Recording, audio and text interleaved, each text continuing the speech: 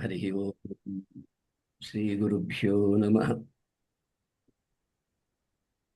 श्रुतिस्मृतिपुराणानाम् आलयं करुणालयं नमामि भगवत्पादशङ्करं लोकशङ्करम्।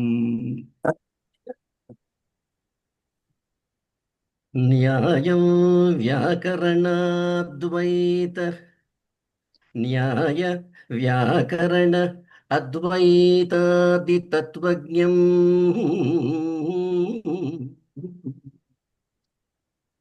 न्यायो व्याकरण अद्वैतादितत्त्वज्ञं विबुधाग्रणिम्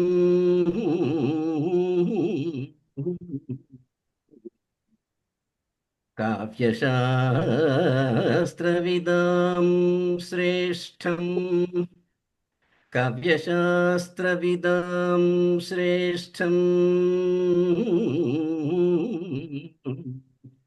काव्यशास्त्रविदां श्रेष्ठं धर्मशास्त्रार्थकोविदम्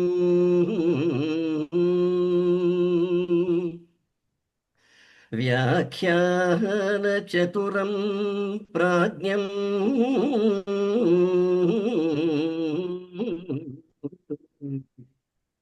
व्याख्यानचतुरं प्राज्ञं पद्मश्रीबिरुदान्वितम्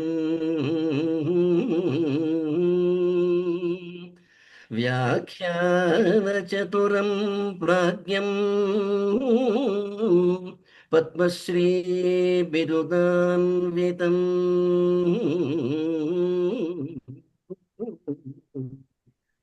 निलयसम्भूतम्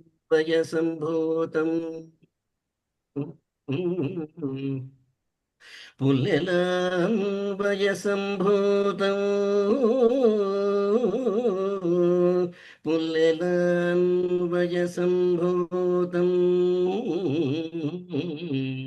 रामचन्द्रं गुरुं भजे।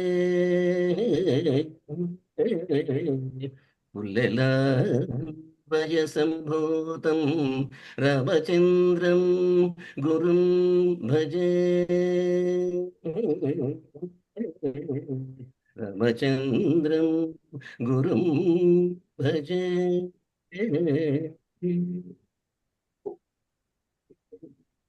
अन्योस्मि। धन्यवादाः महोदय। अधुना प्रास्ताविकभाषणार्थम् आचार्य पेन्नामधुसूदनवर्यान् अहं सविनयं प्रार्थये। धन्याः महोदय।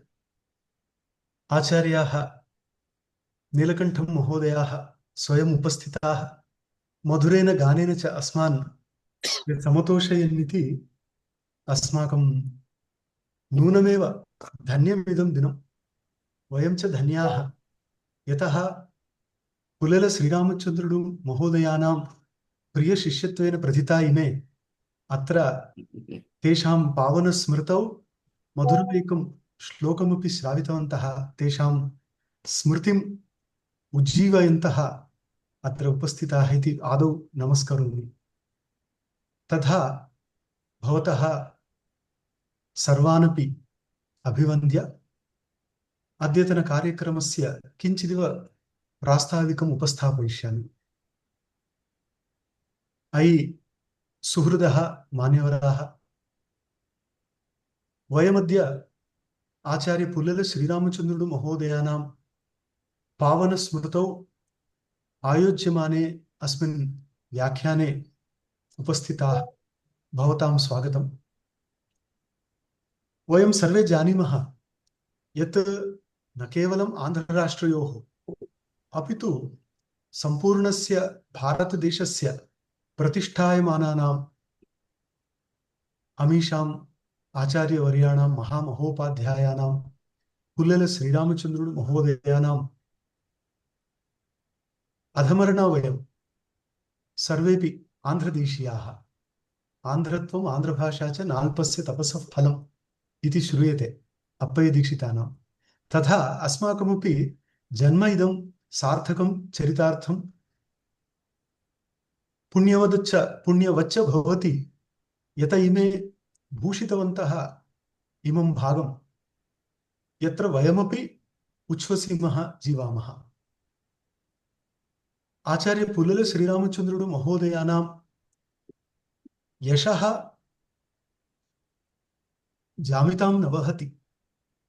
यावद् वयं तद्विषये वदामः तावदस्माकं पुण्यम्। इमे आन्ध्रप्रदेशस्य अमलापुरम् इति प्रदेशे जाताः। ततः बाल्ये एव पितृपादानां सकाशात् व्याकरणादिशास्त्राणि सम्यक् अधीत्य ततः मैलापुर संस्कृत कॉलेज इति तत्र गत्वा ततः कृष्णमूर्ति महोदयानां तत्पूर्वं ताता सुब्बराय शास्त्री महोदयानां एतेषां शिष्यत्वं स्वीकृत्य तेभ्यः तानि तानि शास्त्राणि अधिकृतवन्तः। तानि तानि शास्त्राणि सम्यक् अधीत्य जीविकां स्वीकृत्य कुत्रचित् संस्कृतपाठनम् आरब्धवन्तः। तदनन्तरं वयं जानीमः आदौ वरङ्गल् प्रदेशे, तदनन्तरं कञ्चन कालं यावत् तिरुपति प्रदेशे, तदनन्तरम् आर्ट्स् कालेज् इति उस्मानिया विश्वविद्यालये ते संस्कृत अध्यापकरूपेण सेवां व्यधुः। परन्तु एतत् सर्वमपि जातस्य ध्रुवो मृत्युरिव। यः कश्चन विश्वविद्यालयस्य सेवां प्रविशति तत्र तस्य तु एतत् भवत्येव। लेक्चरर् रूपेण गच्छति, प्रोफेसर् रूपेण रिटैर्ड् भवति इति प्रसिद्धं। परन्तु एतेषां तदितरत् सर्वमपि अस्माकं प्रोत्साहकारणं। यत इमे शताधिकग्रन्थकर्तारः। तत्रापि वैशिष्ट्यं नाम विभिन्नविषयकानां ग्रन्थानां प्रकाशनं कृतवन्तः। केचन तत्र कठिनग्रन्थाः, केचन सुलभावगाः ग्रन्थाः। तथापि तेषां सर्वेषामपि यथा सुलभ आकलनं भवेत् तथा ते बालनन्दिनी इति व्याख्यामपि कृतवन्तः। लघुसिद्धान्तकौमुदी वा भवतु, ध्वन्यालोकः, काव्यप्रकाशः, नाट्यशास्त्रं, कौटिल्य अर्थशास्त्रं, वेदान्त अर्थात् ब्रह्मसूत्राणि। एतदेव न, साहित्यस्य प्रायः सर्वेषां ग्रन्थानां व्याख्यानं विद्यते एतेषाम्। एतेषां जीवनकाले एव एतद्विषयक चर्चा सत्रं किञ्चन आयोजितमासीत्, यत्र स्वयम् उपस्थिताः गुरवः तत् अवलोकितवन्तः। तस्मिन् समये एतत् अस्माभिः दृष्टं यत् किमपि एकम् अनुवादं पश्यामश्चेदपि सः अनुवाद रूपेण न भासते, व्याख्यानरूपेण भासते। अतः तेषां भूमिकापठनेन, तेषाम् अनुवादपठनेन च साधारणप्राकृतजनोऽपि पण्डितायेत, एतत्तु निश्चप्रचम्। अतः तादृशं वैदुष्यं बिभ्राणाः इमे आचार्याः स्वजीवनकाले शताधिकान् उद्ग्रन्थान् विरचय्य आन्ध्रराष्ट्र प्रजाः उपाकुर्वन् इति तु स्पष्टं। ते उपकृतवन्तः। वयं तेषाम् आधमरणीय स्मः। यतः शास्त्रसिद्धान्तलेशसङ्ग्रहः, सर्वदर्शनसङ्ग्रहः इति एकैकस्य ग्रन्थस्य अनुवादकृते एव एकं जीवनं गच्छति। परन्तु महता वेगेन कदाचित् प्राचीनकाले हयग्रीवस्वरूपं वा गणपतिस्वरूपं वा इति मम संशयो भवति। यतः तावता वेगेन ग्रन्थान् विरचय्य सर्वान्, न केवलं पामरान्, पण्डितानपि आश्चर्यचकितान् कृतवन्तः इमे।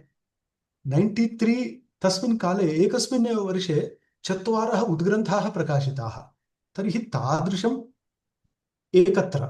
अपरत्र तेषां श्रीरामनिष्ठा सा तु श्लाघनीया, यतः बहूनां कृते सा प्रेरणारूपेण तिष्ठति। ते सम्पूर्णस्य श्रीमद् वाल्मीकिरामायणस्य प्रतिपदतात्पर्यविवरणं, प्रतिपदार्थ-तात्पर्यविवरणं कृत्वा बहुषु भागेषु प्रकाशितवन्तः। इदानीम् आन्ध्रदेशस्य कृते अर्थात् सम्पूर्ण आन्ध्रराष्ट्रयोः कृते तदेकमेव जीवातुः श्रीमद् रामायणमिति। अतः बहूनां संस्कृतछात्राणां कृते, संस्कृतप्रेमिणां कृते सर्वदा प्रेरणारूपेण ते विलसन्ति। अत एव महाभारतसर्वस्वमिति यदा प्रकाशितवन्तः तर्हि एकेन ग्रन्थेन कति विषयान् कथं ते चुणुकीकृतसागर इव एवं चुणुकीकृत्य अस्मभ्यं प्रदत्तवन्तः इति तत्रापि आश्चर्यं। तदेव न आङ्ग्लभाषायां तेलुगुभाषायां संस्कृतभाषायां तिरुपतितः प्रकाशिते ग्रन्थे पाश्चात्यदर्शनविचारः इति एकं ग्रन्थं प्रकाशितवन्तः। गीताञ्जलि संस्कृतभाषया अनूदितवन्तः। द्विवारं साहित्य अकाडेमी पुरस्कारं प्राप्तवन्तः। पद्मश्री पुरस्कारेण विभूषिताः इति सर्वमिदमपि आश्चर्यकारणं। तादृशां प्रातस्मरणीयानाम् अस्माकं महामहोपाध्याय श्री पुल्लल श्रीरामचन्द्रुडु महोदयानां पवित्र स्मृतौ व्याख्यानम् आयोजनीयमिति आचार्याणां नीलकण्ठवर्याणाम् आदेश आसीत्। अस्माभिः संस्कृत परिषत् पक्षतः शिरसा धृत्वा अद्य व्याख्यानम् आयोज्यते। अस्माकं केवलं दूरध्वनिद्वारा प्रार्थनाम् उररीकृत्य तर्करत्नं वेदान्तरत्नम् इत्यादि बहुबिरुदभूषिताः सूर्यनारायणमहोदयाः जम्मलमडक सूर्यनारायणमहोदयाः उपस्थिताः। वस्तुतः शास्त्रज्ञाः दूरे तिष्ठन्ति, शास्त्रज्ञाः साधारणान् न गणयन्ति, परन्तु अत्र एतादृशौ द्वौ भ्रातरौ अस्मानपि सर्वान् गणयन्तः अस्मासु विराजन्ते इति अस्माकं भाग्यं। भाग्यनगरस्य इदमपि भाग्यं यत् अस्माकं मधुसूदनः अपि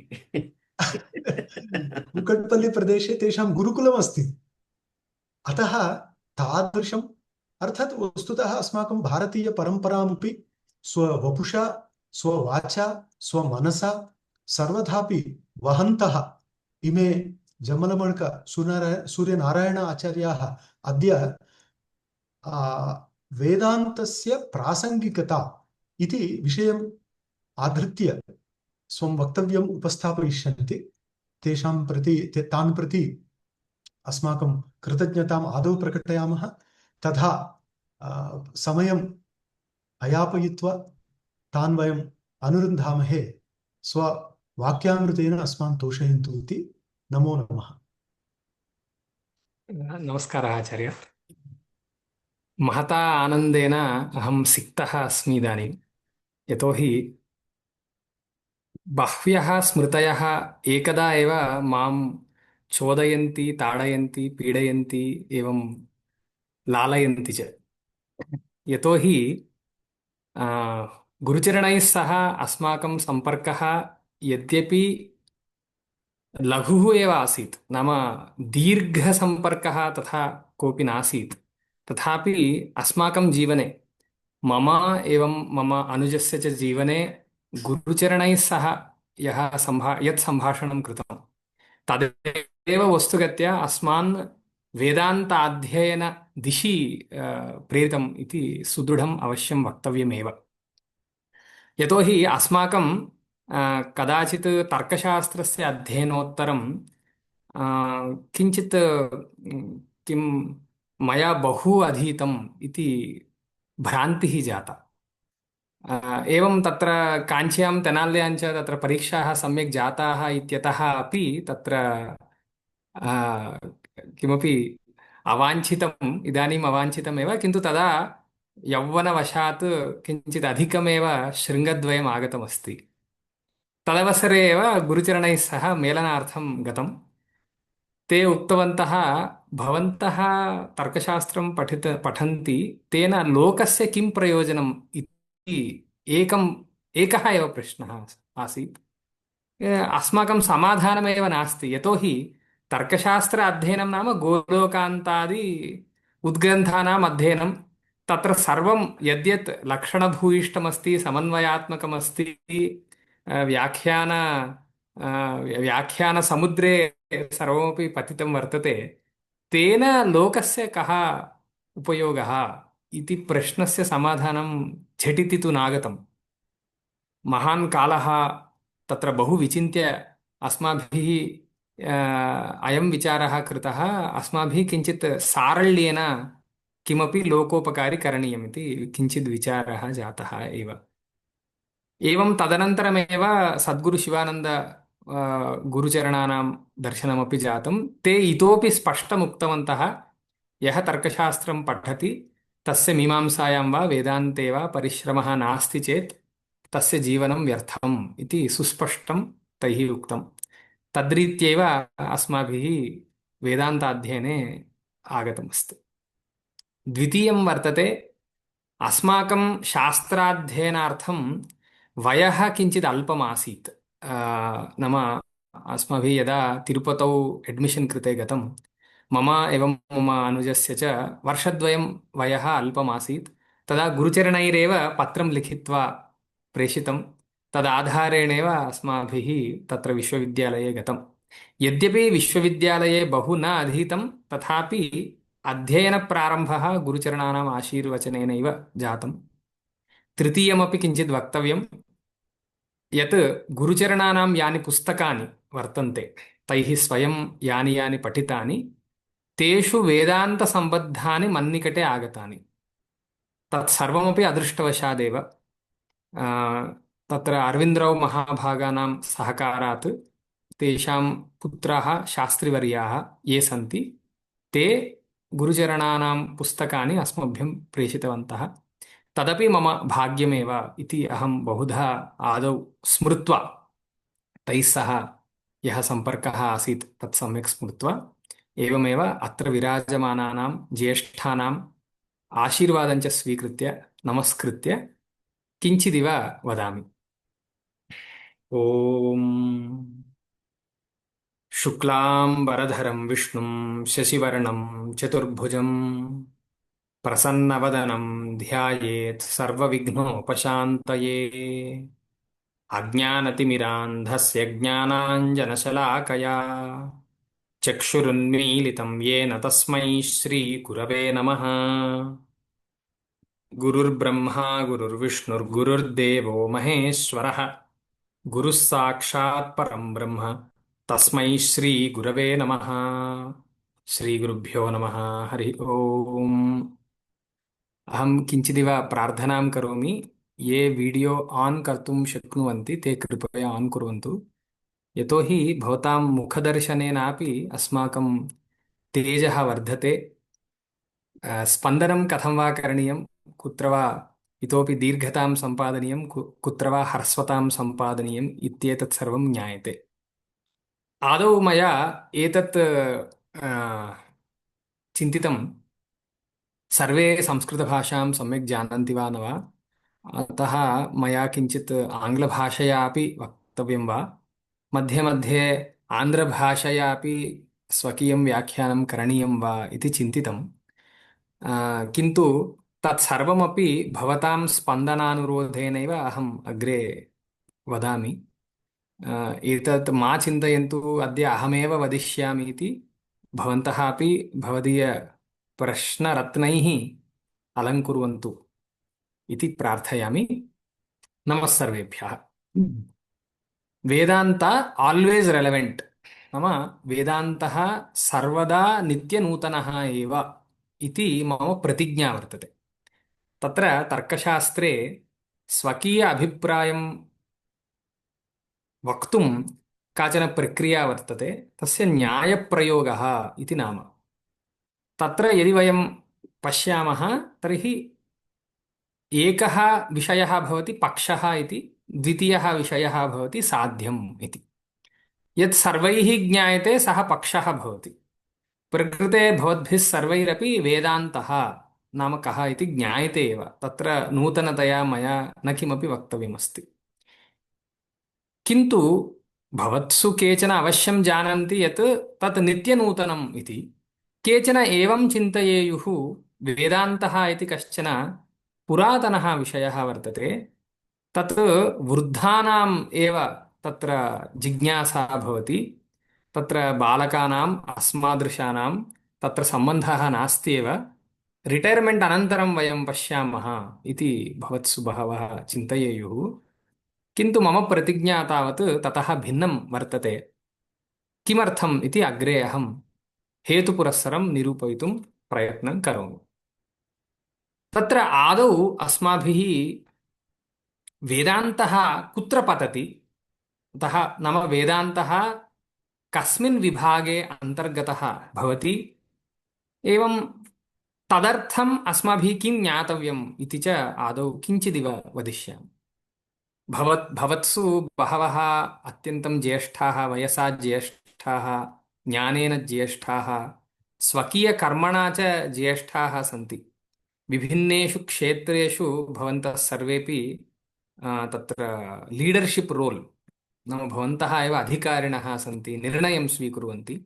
अतः भवन्तः अवश्यं जानन्ति यत् एकैकस्यापि जीवने एका दृष्टिः, स्वकीया दृष्टिः उत्पन्ना भवति। एतावता अस्माकम् अनुभववशाद्वा, प्रारब्धवशाद्वा, अध्ययनवशाद्वा कथञ्चिदपि एका दृष्टिः उत्पद्यते। दृष्टिः कस्य दृष्टिः, कस्य उपरि दृष्टिः इति चेत् सर्वस्य सर्वविध प्रपञ्चे अपि प्रपञ्चः एतादृशः भवति, अत्र मनुष्याः एतादृशाः भवन्ति, एतत् कार्यम् एवं कर्तव्यं, धनस्य इदं स्वरूपम् इत्येवं रीत्या भवतां दृष्टयः इदानीमेव एतावता सम्पन्नाः एव स्युः। अस्यैव नाम आङ्ग्लभाषायां थाट् मोडल् इति भवति। थाट् मोडल् नाम अस्माभिः कथं वा आलोचना क्रियते तत्पूर्वमेव एतावता निश्चितमस्ति। तर्हि एतादृश्यः दृष्टयः बहूनां भवति। यथा वा चोरः अस्ति, चोरस्यापि काचन दृष्टिर्भवति। चोरस्य कीदृशी दृष्टिर्भवति इति चेत् कस्मिंश्चित् विषये अथवा कुत्रचित् प्रदेशे तस्य दृष्टिः यदा प्रसारिता, सः यदा पश्यति, सः किम् आलोचयति? सः एवम् आलोचयति, अत्र विद्यमानेषु पदार्थेषु अत्यन्तम् उत्कृष्टः, नाम वाल्युबुल् इति आङ्ग्लभाषायां वदन्ति खलु, अत्यन्तम् उत्कृष्टः कः वर्तते, महार्घं किम् अस्ति, येन अहं स्वकीयपोषणं कर्तुं शक्नोमि इति सः चिन्तयति सर्वदा। तस्य सा एव दृष्टिः किमर्था इति वयं किञ्चिदिव पश्यामश्चेत् तस्य पूर्वरङ्गः तथा वर्तते। सः किमपि अन्यत् बहु कर्तुं न शक्नोति, सुलभतया धनसम्पादनं कर्तुम् इच्छति, तेनैव स्वकीयकालयापनं कर्तुम् इच्छति इत्येतत् सर्वं पृष्ठभूमिकायां भवति। किन्तु तस्य काचन दृष्टिः अवश्यम् अस्त्येव, तत्र संशयः एव नास्ति। एवमेव अस्मिन् विषये, नाम आपणविषये, तत्र आपणे किं सन्ति, फलानि सन्ति। फल आपणविषये यथा वा चोरस्य काचन दृष्टिः वर्तते, तस्मिन्नेव विषये तत्रैव वैद्यस्यापि एका दृष्टिर्भवति। वैद्यस्य कीदृशी दृष्टिर्भवति? अत्र आपणे विद्यमानेषु फलेषु रुग्णानां कृते उपयोगी फलं किमस्ति, एतादृशरोगविशेषे कस्य फलस्य उपयोगः भवति, कस्य फलस्य उपयोगः न भवति, कस्य फलस्य दोषः भवति, दोषम् इतोपि प्रेरयति, नाम किं फलं दोषं प्रेरयति, किं फलं कीदृशं दोषं प्रेरयति, किं फलं वा तस्य आरोग्यं सम्पादयति। आरोग्यं नाम रोगस्य भावः रोग्यं, न रोग्यम् आरोग्यम् इति वा अस्माभिः चिन्तयितुं शक्यते। न विद्यते रोगः यत्र सः अरोगी भवति। तादृश आरोग्यस्थितिसम्पादनार्थं कीदृशफलानाम् उपयोगः भवति इति सः चिन्तयति। सः एवं किमर्थं चिन्तयति? तस्य प्रयोजनम् इदम् अस्ति, मन्निकटे ये रुग्णाः आगमिष्यन्ति तेषु रोगरूपदोषनिवारणं मया करणीयं। तदर्थम् अहं कदाचित् औषधसेवनं वदामि, कदाचित् मया अभ्यासः नाम एक्सर्सैस् इति वदन्ति खलु, देहस्य अभ्यासः, तत् योगा वा भवितुमर्हति, रन्निङ्ग् वा भवितुमर्हति, किमपि वा भवितुमर्हति, तादृशविषये अहं दृष्टिं प्रसारयामि। कदाचिदहं सम्यक् फलादिकम् अथवा भोजनं भोजनविषयेपि मम दृष्टिः भवतु इत्येवं रीत्या सः आपणस्य विषये एक विशिष्टां दृष्टिं करोति, प्रेरयति, अन्यान् च प्रेरयति। इदानीम् एतत् सर्वम् अस्माभिः किमर्थं ज्ञातव्यम् इति चेत् चोरस्य दृष्टिः अपि अस्माभिः ज्ञातव्या भवति। किमर्थम् इति चेत् यदि अहम् एकः आपणिकः इति चिन्तयन्तु, मन्निकटे एकम् आपणमस्ति, आपणिकस्य कृते चोरस्य दृष्टिः अपेक्षिता एव। यतोहि चोरः सर्वदा आपणे विद्यमानम् अत्यन्तं महर्गम् अथवा वाल्युबल् पदार्थं यद्वर्तते तं चोरयितुमिच्छति, तं ततः निष्कासयितुम् इच्छति। यदि चोरः तत्र सफलः भवति तर्हि अहं निष्फलः एव, अहं पराजितः एव, अहं नाम आपणिकः। तर्हि आपणिकः चोरस्य दृष्टिं यदा सम्यक् जानाति तदा एव स्वकीय पदार्थानां रक्षणं कर्तुं शक्नोति। नाम अन्येषां दृष्टिः अपि अस्माकम् अपेक्षितम् इति अहं वदिष्यामि अत्र। यद्यपि अस्माभिः जीवने बहु साधितमस्ति, वयं बहु जानीमः, तथापि अन्येषां दृष्टिः अस्मिन् विषये का इति अवश्यं ज्ञातव्यं भवति। इदं केवलमेकम् उदाहरणम्। एवमेव वयं सर्वेपि अस्मिन् प्रपञ्चे वसामः। अस्मत्सु केचन उपासकाः सन्ति, केचन वक्तारः सन्ति, केचन स्वकीयजीवनं मार्केटिङ्ग् इत्येतत् सर्वं कृत्वा यापयन्ति, केचन लीडर्शिप् रोल्स् मध्ये भवन्ति, केचन नटनं कुर्वन्ति। इत्येवं रीत्या अस्मत्सु बहवः विभिन्नेषु क्षेत्रेषु निष्णातारः सन्ति। तेषां सर्वेषामपि विषयः एकः एव अस्ति, एकः एव प्रपञ्चः। वयं सर्वेपि एकस्मिन्नेव प्रपञ्चे वसामः। अतः अस्माकं सर्वेषामपि पुरतः एकः एव विषयः अस्ति, किन्तु अस्माकं सर्वेषां दृष्टयः विभिन्नाः सन्ति। इदानीं पश्यन्तु, अस्माकं पुरतः बहवः सन्ति खलु। भवन्तमहं पृच्छामि चेत्, भोः भवन्तः प्रपञ्चः नाम कः, तत्र किं कर्तव्यं, तेन कथं वा व्यवहारः करणीयः, कीदृशव्यवहारः प्रपञ्चे न करणीयः इत्येवमहं पृच्छामि चेत् एकैकः एकैकं रीत्या क्लासिफिकेशन् कुर्वन्ति, नाम विभागं कुर्वन्ति। नाम प्रपञ्चे दुष्टाः जनाः भवन्ति, समीचीनाः जनाः भवन्ति। प्रपञ्चे एतादृशाः भवन्ति, एतादृशाः अपि भवन्ति। प्रपञ्चे किं प्रकृतप्रेमिणः भवन्ति, प्रकृतिद्वेषिणः भवन्ति। इत्येवं रीत्या एकैकस्यापि एकैकं थाट् मोडल् भवति। तर्हि तद्रीत्या भवन्तः किं कुर्वन्ति, विभागं कुर्वन्ति, क्लासिफिकेशन् कुर्वन्ति। तदनन्तरं भवन्तः एक्स्प्लेन् कुर्वन्ति, नाम भवन्तः विवरणं दास्यन्ति। एवं रीत्या किमर्थमहं चिन्तयामि, यतोहि मम आरम्भकालात् अहम् एवमेव पश्यन्नस्मि। अहं यदा एवं दृष्ट्वा कस्यापि प्रश्नस्य समाधानम् अन्विषामि चेत् अहम् अवश्यं समाधानं प्राप्नोमि। इत्येवं रीत्या भवन्तः भवदीयम् एक्स्प्लनेशन्, विवरणं दास्यन्ति। तदनन्तरं भवन्तः किं कुर्वन्ति, एतादृशः कश्चन भवति चेत् सः एवं भवितुमर्हति। यदि स्वकीये जीवने सः एतादृशं कार्यं करोति चेत् सः अचिरे एव काले एवं रीत्या तस्य जीवने विपरिणामाः भवेयुः। इत्येवं रीत्या भवन्तः प्रेडिक्ट् कुर्वन्ति। एतत् सर्वं किमर्थम्, अस्माकं बुद्धिः या वर्तते सा सर्वदा एवम् अस्मान् प्रेरयति, भोः भवान् विषयं सम्यक्तः जानातु, एवं ज्ञात्वा भवान् विषयेण सह सम्पर्कं सम्पादयतु, तदनन्तरं भवान् स्वप्रयोजनार्थम् एवं रीत्या व्यवहारं करोतु। इत्येवं सर्वं बोधयति। बुद्धेः अन्यत् कार्यं किमपि नास्ति। तदनन्तरं वयम् एवं चिन्तयामः, इतः परमहम् एवमेव भविष्यामि, कंट्रोल्, अहम् एवमेव भविष्यामि। अहम् एवमेव भविष्यामि चेत् मम यत् प्रयोजनमस्ति अहं तत् साधयितुं शक्नोमि।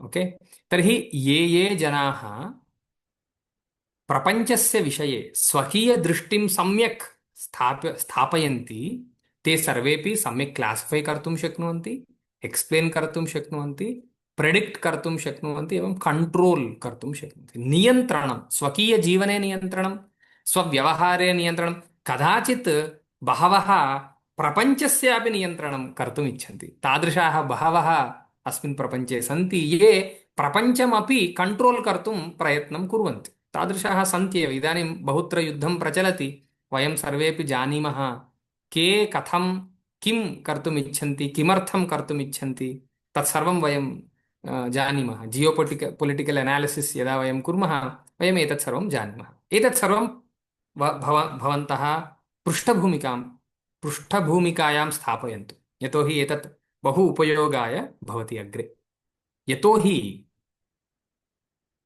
अयमेव प्रपञ्चः वर्तते अस्य दृष्टिः नाम प्रपञ्चः कीदृशः अत्र कीदृशाः भवन्ति भविष्यन्ति सन्ति एवं ते किमर्थम् अत्र सन्ति अस्मिन् प्रपञ्चे किं किं प्रचलति एतेषां जनानाम् अथवा जीवानाम् अथवा विषयाणां किं प्रयोजनं वर्तते किमर्थम् एतादृशाः एवमेव कार्यं कुर्वन्ति अस्माकं साधारणतया प्रयोजनं किं भवितुमर्हन्ति इत्येतादृशविषयाणां सम्यक् विवरणार्थमेव अस्माकं पूर्वजाः येषां ऋषि इति उपाधिः वर्तते ऋषयः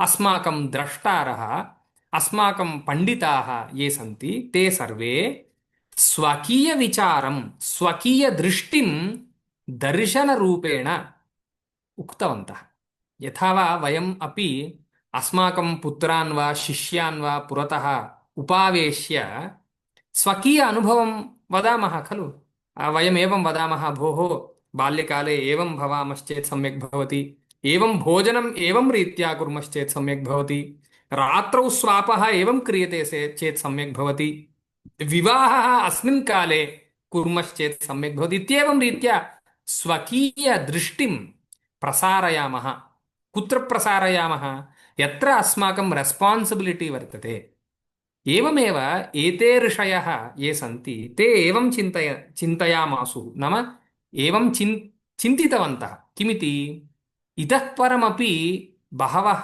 जीवाः आगमिष्यन्ति तेषामपि बहवः संशयाः भवेयुः अस्मिन् लोके मम प्रयोजनं किमस्ति अहं कीदृशः अस्मि अहं कथं वा वार्तालापम् अन्यैः सह करोमि अनेन प्रपञ्चेन मम कः सम्बन्धः इत्येतादृशेषु विषयेषु अवश्यं संशयाः भवन्त्येव तर्हि तेषां संशयानां कथं वा समाधानं वक्तव्यम् इति तेपि उद्विग्नमनाः स्युः तेषाम् उद्वेगनिवारणार्थं वयमेवं कुर्मः अस्मदीयचिन्तनं यद्वर्तते तत् दर्शनरूपेण वयं प्रकाशयामः इति तेषां चिन्तनम् आसीत् अस्यैव लोकसङ्ग्रहः इति नाम पश्यन्तु एतेषां सर्वेषां पेटेण्ट्स् न वर्तन्ते ओके तेषां रायल्टीस् न किमपि गच्छन्ति तेषां स्वार्थं किमपि नास्त्येव मीमांसायाः रचनेन जैमिनिमहर्षेः न्यायदर्शनप्रकाशनेन गौतममहर्षेः अथवा साङ्ख्यकारिकाप्रकाशेन ईश्वरकृष्णमहोदयानां वा तेषां किमपि वस्तुगत्या सांसारिकदृष्ट्या यदा वयं पश्यामः न किमपि तेषाम् अपेक्षितमस्ति यतोहि ते वस्तुगत्या सत्येन सह ऋतेन सह आत्यन्तिक सुखेन सह अत्यन्तं संलग्नाः एव already they have aligned themselves with the utmost reality okay तर्हि तेषाम् अपेक्षा नास्ति तथापि ते किमर्थं कृतवन्तः लोकसङ्ग्रहार्थम् अस्माकं कृते एव ते एतादृशदर्शनानां प्रकाशनं कृतवन्तः अहम् इदानीं दर्शनस्य वैशिष्ट्यं किमस्ति दर्शनप्रभेदाः के सन्ति तत्र न गमिष्याम्येव किन्तु अहम् एतद् वक्तुम् इच्छामि अस्माकं यथा वा एका दृष्टिः वर्तते तथैव तापसिकानां नाम तपसि संलग्नानाम् अत्यन्तम् उत्कृष्टजीवनप्रमाणं येषां वर्तते तादृशानाम् अस्माकं पूर्वजानां ऋषीणाम् अपि दृष्टिः वर्तते। सा दृष्टिः एव दर्शन इति शास्त्रेण उल्लिख्यते अथवा उच्यते। तेषु दर्शनेषु अत्यन्तम् उत्कृष्टः सर्वोपकारी सर्वसम्बद्धं दर्शनं एकम् अस्ति, स एव वेदान्तः इति नाम। तर्हि आदौ वयं वेदान्तः नाम कः इति किञ्चित् अधिकं न, यतोहि भवन्तः सर्वेपि किञ्चित् अवश्यं जानन्त्येव वेदान्तः नाम कः इति। किन्तु आदौ वयं पश्यामश्चेत् अत्र पदद्वयमस्ति वेद अन्त। अन्तः नाम सर्वापेक्षया उत्कृष्टः एव अन्ते, चिवरिलो इति तेलुगुभाषायाम्, एट् दि एण्ड् इति आङ्ग्लभाषायां वक्तुं शक्यते। तदेकं व्याख्यानं, नाम अत्यन्तम् उत्कृष्टं यद्वर्तते तद् अन्तः भवति। यथा वा अस्माकं गृहेष्वपि अत्यन्तम् उत्कृष्टं किमस्ति इति यदा कश्चन पृच्छति, अत्यन्तं गोपनीयं किमस्ति इति यदा पृच्छन्ति, सर्वेपि वदन्ति पास्पोर्ट् अथवा गोल्ड्, केश्, हिरण्यं, वज्रादिकं, रत्नादिकं यद्यद्वर्तते अथवा सर्टिफिकेट्स्, एतत् सर्वम् अत्यन्तं वाल्युबल् इति वयं चिन्तयामः।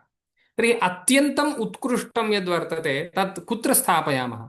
साधारणतया वयं सर्वेपि अस्मदीयं बेड्रूम् यद्वर्तते तत्र किमपि बीरुवा एकं भवति, एकं कबोर्ड् भवति, यस्य सम्यक् लाक् सिस्टम् सर्वं भवति, तत्र स्थापयामः। अथवा कुत्रापि ब्याङ्क् मध्ये एकं लाकर् स्वीकृत्य तत्र संस्थापयामः। कुत्रापि एकत्र संस्थापयामः यत्र तत् अत्यन्तं गोप्यं भवेत्, अत्यन्तं सुरक्षितं भवेत्, तत्रैव स्थापयामः खलु। कृपया भवन्तः वीडियो आन् कुर्वन्तु। येन केनापि एकेनापि वीडियो नैव आन् कृतं, तस्य अयमर्थः स्यात् कदाचित्। मया यद्युच्यते तत् बहु सम्यक् नास्ति इति वा, रोचकं नास्ति इति वा, अथवा निद्रा आगमिष्यति इति वा, तादृशं किमपि अस्ति वा इत्यपि अहम् अनुमातुं शक्नोमि। यतोहि वयं तार्किकाः खलु। प्रत्यक्षपरिकलितमप्यर्थम् अनुमानेन बुभुत्सन्ते तर्करसिकाः इति वर्तते। नाम यत् साक्षात् ज्ञायते तदपि वयम् अनुमानेन एव ज्ञातुम् इच्छामहे।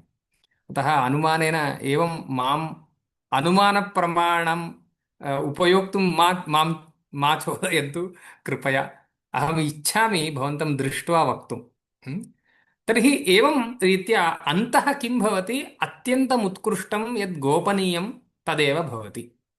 तदपि कस्य अन्तः अस्ति? वेदस्य अन्तः वर्तते। वेदस्य अन्तः वेदान्तः इति। तर्हि वेदे अत्यन्तं गोपनीयं वस्तु यत्किञ्चिदस्ति चेत् तस्य नाम वर्तते वेदान्तः इति। वेदस्य अत्यन्तम् उत्कृष्टम् इति अस्य अर्थः, एकः अर्थः अस्ति। तर्हि अत्यन्तम् उत्कृष्टम् अस्ति चेत् अस्माभिः कथं वा ज्ञायते?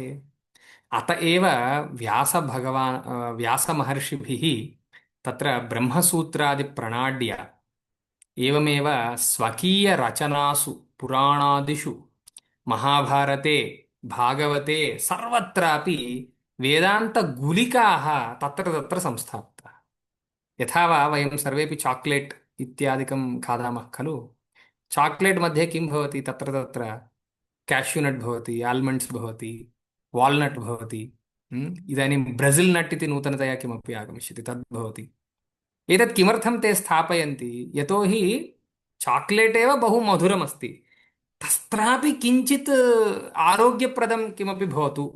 एवं यः चाक्लेट् खादति तस्य रसस्य इतोपि किं प्राकट्यं भवतु इत्यतः अन्यादृशम् अपि कदाचित् योजयन्ति। तथैव रहस्यं यदस्ति, गोपनीयं यद्वर्तते, अत्यन्तम् उत्कृष्टं यदस्ति तत् तत्र तत्र तत्र तैः स्थापितं वर्तते। तर्हि प्राधान्येन वेदान्तः इत्यनेन किम् अस्माभिः स्वीकर्तुं शक्यते इति चेत् उपनिषत् स्वीकर्तुं शक्यते प्राधान्येन। उपनिषत् इति बहवः भवत्सु जानन्त्येव, उपनिषदं जानन्त्येव। तत्र विभिन्नवेदेषु विभिन्नाः उपनिषदः सन्ति। अहं तत्रापि नैव गमिष्यामि, किन्तु उपनिषत् इत्यनेन वेदान्तः स्वीकर्तुं शक्यते। एवमेव वेदान्तः इत्यनेन किं किं स्वीकर्तुं शक्यते इति चेत् तत्र प्रस्थानत्रयं यद्वर्तते तत् प्राधान्येन वेदान्तः इत्यनेन स्वीकर्तुं शक्यते। प्रस्थानं नाम अस्माकं पुरोगमार्थं, नाम अस्माकं प्रोग्रेस् कृते या प्रणाली वर्तते तस्य प्रस्थानम् इति वयं नाम स्थापयितुं शक्नुमः।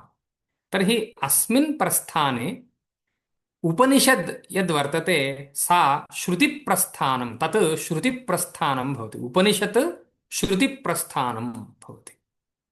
एवं भगवद्गीता इति यद्वर्तते भवन्तः सर्वेपि जानन्ति, महाभारतान्तर्गततया अस्माकं कृते एव अर्जुनं पुरतः उपस्थाप्य कृष्णभगवान्, जगद्गुरुः कृष्णभगवान् भगवद्गीतायाः उपदेशं कृतवान्। तत् स्मृतिप्रस्थानं भवितुमर्हति। एवं तृतीयं प्रस्थानम् अत्यन्तं संक्लिष्टमिव भाति, तथापि कुञ्चिकारूपेण भवति, यत् ब्रह्मसूत्रम् इति, तत् भवति न्यायप्रस्थानम् इति। तर्हि इदं त्रितयं यद्वर्तते प्रस्थानत्रयम् इति नाम भवति, सः प्राधान्येन वेदान्तः इति। तर्हि एतादृशग्रन्थेषु विद्यमानं विषयं सुलभतया अस्माकं कृते वक्तुं बहवः प्रकरणग्रन्थाः आगताः। प्रकरणग्रन्थाः नाम अत्र के विषयाः सन्ति, ईश्वरः नाम कः, जीवः नाम कः, मोक्षः नाम कः, माया कथं भवति, तत्र मोक्षसाधनानि कानि कानि भवितुमर्हन्ति इत्येतादृशविषयपाठनार्थं ये ग्रन्थाः आगताः ते प्रकरणग्रन्थाः। तेषु वेदान्तपरिभाषा अस्ति, वेदान्तसारः वर्तते, सिद्धान्तलेशसङ्ग्रहः वर्तते, एवं रीत्या बहवः ग्रन्थाः सन्ति। प्रत्येकस्यापि ग्रन्थस्य विभिन्ना शैली च वर्तते। अहं तत्र सर्वत्रापि नैव गमिष्यामि इदानीं। प्रकृतमेव अनुसरामि, यत् एतादृशः वेदान्तः इदानीम् अस्माकं कृते उपयोगाय भवति वा न वा। पश्यन्तु, इदानीमपि अस्माकं सर्वेषां, यद्यपि वयं वयसि वृद्धाः स्मः, एवम् अस्माकं ज्ञाने वृद्धता अस्ति, तथापि कदाचित् अस्माकं सर्वेषामपि संशयाः भवन्त्येव, यत् परमलक्ष्यं किमस्ति, किमर्थम् अहं मनुष्यरूपेण जन्म प्राप्तवान्, मम परमलक्ष्यं किमस्ति, परमलक्ष्यस्य साधनार्थं मम दृष्टिः कथं भवेत्। यतोहि लोके अपि बहूनि प्रोग्राम्स् सन्ति। उदाहरणार्थम् MBA भवति, MCA भवति, CA भवति, LLB भवति, इत्येवं रीत्या बहु सर्टिफिकेशन्स् वर्तन्ते एव। किन्तु तेषां पठनेन अथवा PhD प्राप्त्या वा अथवा यस्याः कस्याः वा उपाधेः प्राप्तौ वा अस्माकं परमलक्ष्यं यद् भवति तत् साधितं भवति वा वस्तुगत्या। यदा अहम् अत्यन्तं बाल्ये वयसि अस्मि तदा अहम् एवं चिन्तयामि स्म, यत् मम 10मकक्ष्यायाः उत्तीर्णता भवति चेत् अलं, तेन अहं बहु साधितवान् इति मम बुद्धिः तथा आसीत्। किन्तु यदा 10मकक्ष्यायाः सम्पूर्तिः जाता तदा संशयाः इतोपि अधिकाः सञ्जाताः। एतदनन्तरं किं करणीयम्, इंटर् करणीयं वा, PDC करणीयं वा, तत्र गन्तव्यं वा, अत्र गन्तव्यं वा, वेदाध्ययने इतोपि समययापनं करणीयं वा, किं करणीयम्, इतोपि संशयः। तर्हि अस्तु, कथञ्चित् गुरु अनुग्रहवशात् अस्माभिः किञ्चिदिव शास्त्राध्ययने प्रविष्टं। शास्त्राध्ययनस्य अनन्तरं मया एवं चिन्तितं, तर्कशास्त्रस्य तेनाल्यां महापरीक्षा इति काचन परीक्षा भवति, तस्य उत्तीर्णता यदा भविष्यति अहं कृतकृत्यः इति मम मनसि आसीत्। इदानीं तेनाल्यामपि परीक्षा जाता, तत्र स्वामिचरणैः धनम् 1 लक्षकं धनमपि दत्तं, सर्वं जातम्। इदानीं किं, सर्वं हस्ते अस्ति, मम सर्टिफिकेट् अपि हस्ते अस्ति, किन्तु इतोपि संशयः। इदानीं मम विवाहः अपेक्षितः खलु, विवाहः अपेक्षितश्चेत् उद्योगः प्राप्तव्यः खलु, उद्योगः अपेक्षितश्चेत् किं कर्तव्यम्। इदानीम् इतोपि संलग्नता, इतोपि व्याकुलता, इतोपि संशयाः बहवः उत्पन्नाः इत्येवं रीत्या इदानीं विवाहः सम्भविष्यति, तदनन्तरं पुत्रः उत्पद्यते, तदनन्तरम् एवं रीत्या अस्य संसारस्य सीमा का भवति? सर्वदा अस्माकं संशयाः भवन्त्येव। तर्हि एतादृशस्थितावेव अहमस्मि, अवश्यम् अहम् एतादृशस्थितावेव अस्मि, किन्तु मम कुञ्चिका का? मम वाट् इस् द सोल्यूशन् फर् मी? मम समाधानं किम् अस्ति? तर्हि अहम् इदानीं किं करोमि? मम पूर्वजेन किम् उक्तं तस्य का दृष्टिः आसीत्? यतोहि पूर्वजाः अस्मदपेक्षया बुद्धिमन्तः इत्यत्र विवादः एव नास्ति। यतोहि तेषां हस्ते तपः वर्तते, अस्माकं हस्ते भोगः अस्ति, भोगः। वयं सर्वदा भोगलालसाः, ते सर्वदा त्यागलालसाः, ते सर्वदा तपसि एव रताः। अतः भेदः वर्तते इति वयं जानीमः एव। तर्हि तैः किम् उक्तम्? अतः एव तैः यत् समाधानं दत्तं तदिदानीमपि अवश्यम् अस्माभिः सर्वैरपि अनुपालयितुं शक्यते। अस्माकं याः समस्याः सन्ति तेषाम् अथवा तासां बहूनां समाधानं पूर्वजानां दृष्टौ अस्त्येव। यतोहि ते तपसा लोकः कथं भवति इति सम्यक् ज्ञात्वा तत्र बहूनां समस्याः कथं भवन्ति इति पूर्वमेव विचार्य तस्य समाधानं किं, तस्य मार्गः कः, तत्र सुलभ उपायाः के इति सम्यक् विचिन्त्य ते उक्तवन्तः। अतः अवश्यं वेदान्त इस् रेलेवेण्ट् आल्वेस्। वेदान्तः सर्वदा नित्यनूतनः एव इति मम प्रतिज्ञा। तर्हि तत्र पूर्वजैः किमुक्तं नाम तेषां दृष्टिः कथं वर्तते? इदानीं पश्यन्तु, अहम् एवं चिन्तयामि, बाल्ये वयसि 10th क्लास् एव मम लक्ष्यमासीत्, तदनन्तरं काचित् परीक्षा एव मम लक्ष्यमासीत्, तदनन्तरं भार्या एव मम लक्ष्यमासीत्, तदनन्तरम् उद्योगः लक्ष्यम् इति लक्ष्यपरिवर्तनं कृतं, तदनन्तरं पुत्रः, तदनन्तरं कीर्तिः, तदनन्तरं धनम्, एवं रीत्या बहूनि वा लक्ष्यानि आगतानि गतानि। तर्हि कान्स्टेण्ट् नित्यलक्ष्यं किं? नित्यं मया एकत्र एव मम दृष्टिः प्रसारणीया। नो चेत् किं भवति? अहम् एकं लक्ष्यं स्वीकरोमि, नाम लक्ष्यसाधनं करोमि, किन्तु मम परिपूर्णता नास्ति, मम इतोपि संशयाः उत्पद्यन्ते एव, मम लघु एव आनन्दः भवति। प्रायशः एकस्मिन् दिनं वा अथवा एकस्मिन् सप्ताहे वा सः आनन्दः तिष्ठति, किन्तु पुनः तद् गच्छत्येव, पुनः मम मनसि अन्यद् लक्ष्यम् आगमिष्यति। इत्येवं रीत्या अहम् अत्यन्तं संशयाविष्टः अस्मि। अहं किं दुष्टः नाम दोषेण अहं परिपूर्णः इति चिन्तयामि। इदानीम् अहम् एकवारं वेदान्तदृष्टौ पश्यामि चेत् वेदान्तः किं वदति? नेह नानास्ति किञ्चन। भोः, भवान् एवं चिन्तयति, अस्मिन् प्रपञ्चे बहवः विषयाः सन्ति, मल्टिप्लिसिटी इति आङ्ग्लभाषायां, देर् आर् मेनी थिङ्ग्स्।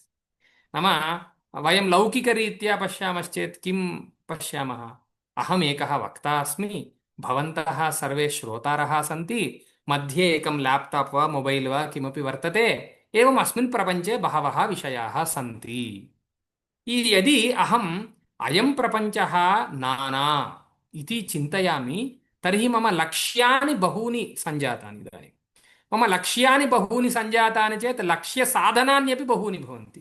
इदानीं मम दृष्टिः एकत्र न भवति, बहुत्र भवति। बहुत्र भवति चेत् मम सर्वदा मनसि संलग्नता न भवत्येव, नाम एकत्रीकरणं न भवत्येव। सर्वदा अहं धावन्नेव भवामि, सर्वदा अहम् अटन्नेव भवामि। मम काचन आनन्दप्राप्तिः नाम स्थिरतया तात्कालिक आनन्दाः भवन्त्येव। यदा अहं भवन्तं पृच्छामि, भो कृपया वीडियो आन् कुर्वन्तु इति पृच्छामि, भवद्भिः वीडियो आन् कृतम्, एकः आनन्दः प्राप्तः, किन्तु अयम् आनन्दः तात्कालिकः एव, अयम् आनन्दः सार्वकालिकः न भवितुमर्हति। किन्तु मम दृष्टिः इदानीं कुत्र अस्ति? सार्वकालिकः आनन्दः कथं? तर्हि अहम् इदानीं पूर्वजानां दृष्टौ आगतः। सः किं वदति? भोः, न इह अस्मिन् लोके नाना अस्ति, नास्ति, नाना किमपि नास्ति। भो किं वदति अयम् असत्यं वदति वा नाना मया दृश्यते खलु कथम् अयं वदति नाना नास्ति इति चेत् भोः यद्यपि नाना दृश्यते किन्तु नाना पदार्थेषु अन्तर्लीनतया एकमेव अस्ति पश्यन्तु अस्माकं पुरतः अपि बहूनि वस्तूनि भवितुम् अर्हन्ति अस्माकं दृष्टिः कथं भवति मम पुरतः एकं पेन् वर्तते स्मार्ट् फोन् वर्तते लैपटॉप अस्ति प्रिंटर् वर्तते पुस्तकानि वर्तन्ते फैन् अस्ति लैट् वर्तते कैमरा अस्ति इत्येवं रीत्या बहूनि वस्तूनि मत्पुरतः वर्तन्ते इत्यपि मया द्रष्टुं शक्यते this is my perception this is my thought process इदानीम् अहं किञ्चित् लेन्स् परिवर्तनं करोमि दृष्टिभेदं प्रसारयामि चेत् मत्पुरतः किमस्ति पुस्तकमस्ति पुस्तकं नाम किं केन निर्मितं पुस्तकं नाम पेपर् इत्यनेन निर्मितं कागितेन निर्मितं तर्हि कागितं केन निर्मितं कस्मात् कागितम् आगतं वृक्षादागतं सम्यक् वृक्षः कुत्र उत्पन्नः वृक्षः भूमौ उत्पन्नः भूमौ केवलं भूमिः अस्ति चेत् वृक्षः भवति वा न भूमौ तत्र बीजम् अपेक्षितं बीजस्य किं वारि संयोगः अपेक्षितः जलम् अपेक्षितं सूर्यरश्मिः अपेक्षिता एवम् अहम् इतोपि चिन्तयामि चेत् अन्त्यतो गत्वा भूमिः कुत्र अन्तर्गच्छति कुत्रापि अन्तर्गच्छति सः कुत्र अन्तर्गच्छति तस्य कारणं किम् एवं रीत्या वयं गच्छामश्चेत् अन्त्यतो गत्वा किञ्चित् कारणम् अवशिष्यते तस्यैव नाम परं ब्रह्म इति परम् इति नाम्ना स्वीकर्तुं शक्यते तर्हि एवम् एकं वस्तु पुस्तकं स्वीकृत्य यदि अहं परब्रह्मपर्यन्तम् आलोचयितुं शक्नोमि चेत् अन्यानि वस्तूनि स्वीकृत्यापि तथैव गन्तुं शक्यते खलु इदानीं प्लास्टिक् वर्तते प्लास्टिक् कस्मादागतं कुत्रचित् पेट्रोलियं बै प्रोडक्ट् वर्तते सम्यक् पेट्रोलियं बै प्रोडक्ट् कुत्र लभ्यते कुत्रापि जलस्य अन्तः वा अथवा अत्यन्तं भूमेः निगूढप्रदेशे वा कुत्रापि उपलभ्यते तत् कुतः आगतं तत् एवमेव किमर्थमस्ति एतादृशप्रश्नजालं वयं यदा आलोचयामः तदा अन्त्यतो गत्वा सर्वेषामपि पदार्थानां कश्चन कर्ता अस्त्येव इति वयं जानीमः सः अपि नाना वा सः कर्ता अपि नाना वा इत्यपि प्रश्नः भवति किन्तु सः नाना नास्ति इत्येव वक्तुम् अस्माकं पूर्वजाः ऋषयः एवं वदन्ति न इह नाना अस्ति भवान् यद्यद् इदानीं पश्यति तत्सर्वं नाना इति अवगच्छति किमर्थं भवतां गागल् भवतां दृष्टिः व्यावहारिकी अस्ति भवतां दृष्टिः लौकिकी वर्तते भवान् किञ्चित् दृष्टिपरिवर्तनं करोतु भवान् अत्रापि सर्वत्र एकमेव द्रष्टुं शक्नोति किञ्चित् विचारयतु इति अस्मान् चोदयन्ति एवमेव इतोपि किञ्चित् स्पष्टतया अस्मिन् वाक्ये भवन्तः ज्ञातुं प्रभवन्ति जगन्मिथ्या ब्रह्म सत्यम् पश्यन्तु एका एव दृष्टिः अस्ति न इह नाना अस्ति इत्येव दृष्टिः तस्य रिप्रेजेंटेशन् इति वदन्ति खलु तस्य उद्घोषणम् अन्यरीत्या कुर्वन्ति एकमेव विषयम् अन्यरीत्या इदानीं प्रसारयन्ति किमिति जगत् मिथ्या जं मुहुः गच्छति इति जगत् जगत् इति पदस्यैव अर्थः अयं वर्तते सर्वदा विपरिणामशीलम् इत्यर्थः जं नाम मुहुः इत्यर्थः सर्वदा गच्छति नाम परिवर्तते नाम परिणामं प्राप्नोति इत्यर्थः इदानीं पश्यन्तु वयं पूर्वस्मिन् दिने अथवा ह्यः वयं यथा स्मः तथा एव इदानीं न स्मः अस्मत्सु नखा परिवर्तनं वा केशपरिवर्तनं वा आलोचनापरिवर्तनं वा किमपि जातमेव अस्मत्सु एव एतादृशपरिवर्तनं वर्तते चेत् बहुषु पदार्थेष्वपि तथैव परिवर्तनमस्त्येव बाल्यकाले वयम् एवं चिन्तयामः चाक्लेट् इति यद्वर्तते तत् अत्यन्तम् आनन्ददायकम् इति वयं चिन्तयामः शनैः शनैः वयः वर्धते रोगाः आगमिष्यन्ति तदा वैद्यः एवं वदति भोः मधुरं यदस्ति तद् भवतां शत्रुः अस्ति इति वदति पूर्वं किन्तु स एव मित्रम् आनन्ददायकम् इति खलु मया चिन्तितं न इदानीं तत् सः एव शत्रुः जातः तर्हि किमस्ति तत् नित्यं नास्ति, सर्वदा एकरूपमेव नास्ति, तत्र वैपरीत्यानि बहूनि आगमिष्यन्त्येव। तर्हि जगतः यत् शीलमस्ति, यत् क्यारेक्टर् वर्तते, यत् तत्त्वमस्ति, तत् मिथ्या, तद् वस्तुगत्या सत्यं नास्ति। तर्हि वस्तुगत्या किं सत्यमस्ति? पूर्वं यथा चिन्तितं, भोः तस्य कारणस्य अन्वेषणं भवान् करोतु, कारणस्य अन्वेषणं यदा करोति तत् सत्यप्राप्तिः भविष्यति, तदा एव सत्यप्राप्तिर्भविष्यति इत्यपि दृष्टिपरिवर्तनं कारयितुम् अस्माकं ऋषयः प्रयत्नं कुर्वन्ति। तर्हि वाक्यद्वयेन अस्माभिः वेदान्तस्य दृष्टिः का इति ज्ञातं। तर्हि एतादृशी दृष्टिः अपेक्षितं वा न वा?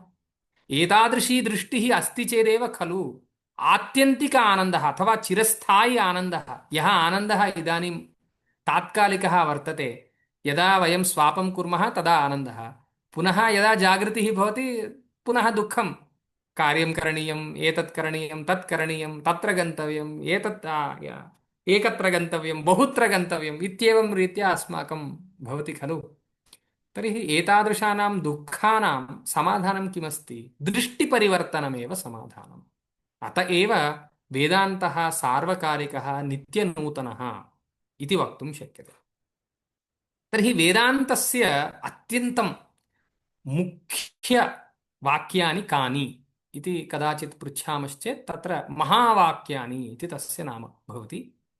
तत्र इदानीं 4 वेदाः सन्ति खलु, तेषु वेदेषु एकैकत्र उपनिषत्सु तादृशानि वाक्यानि चितानि वर्तन्ते। कैः चितानि?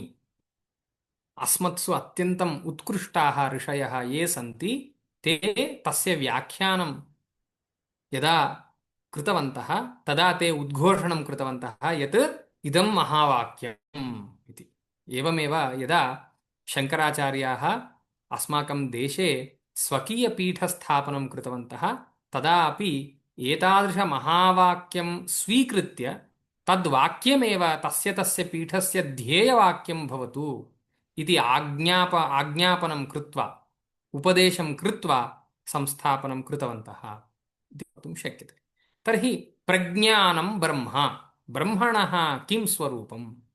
ब्रह्मणः अहं ब्रह्म कथं जानामि, अहं कथं ज्ञातुं शक्नोमि इत्येतादृशप्रश्नानां समाधानतया ऐतरेयोपनिषदि ब्रह्म नाम किमपि नास्ति, प्रज्ञानमेव, प्रकृष्टं ज्ञानमेव ब्रह्म।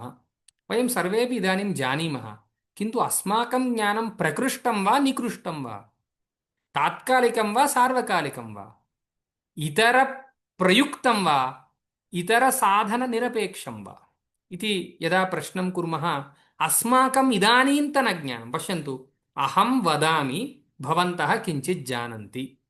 इदानीं पश्यन्तु, भवतां ज्ञानार्थं मम वाक्यम् अपेक्षितम्। इदानीम् इदं ज्ञानं यद् भवन्तः अनुभवन्ति, शाब्दबोधात्मकं ज्ञानम्, इदम् इतरसाधन अपेक्षितमस्ति।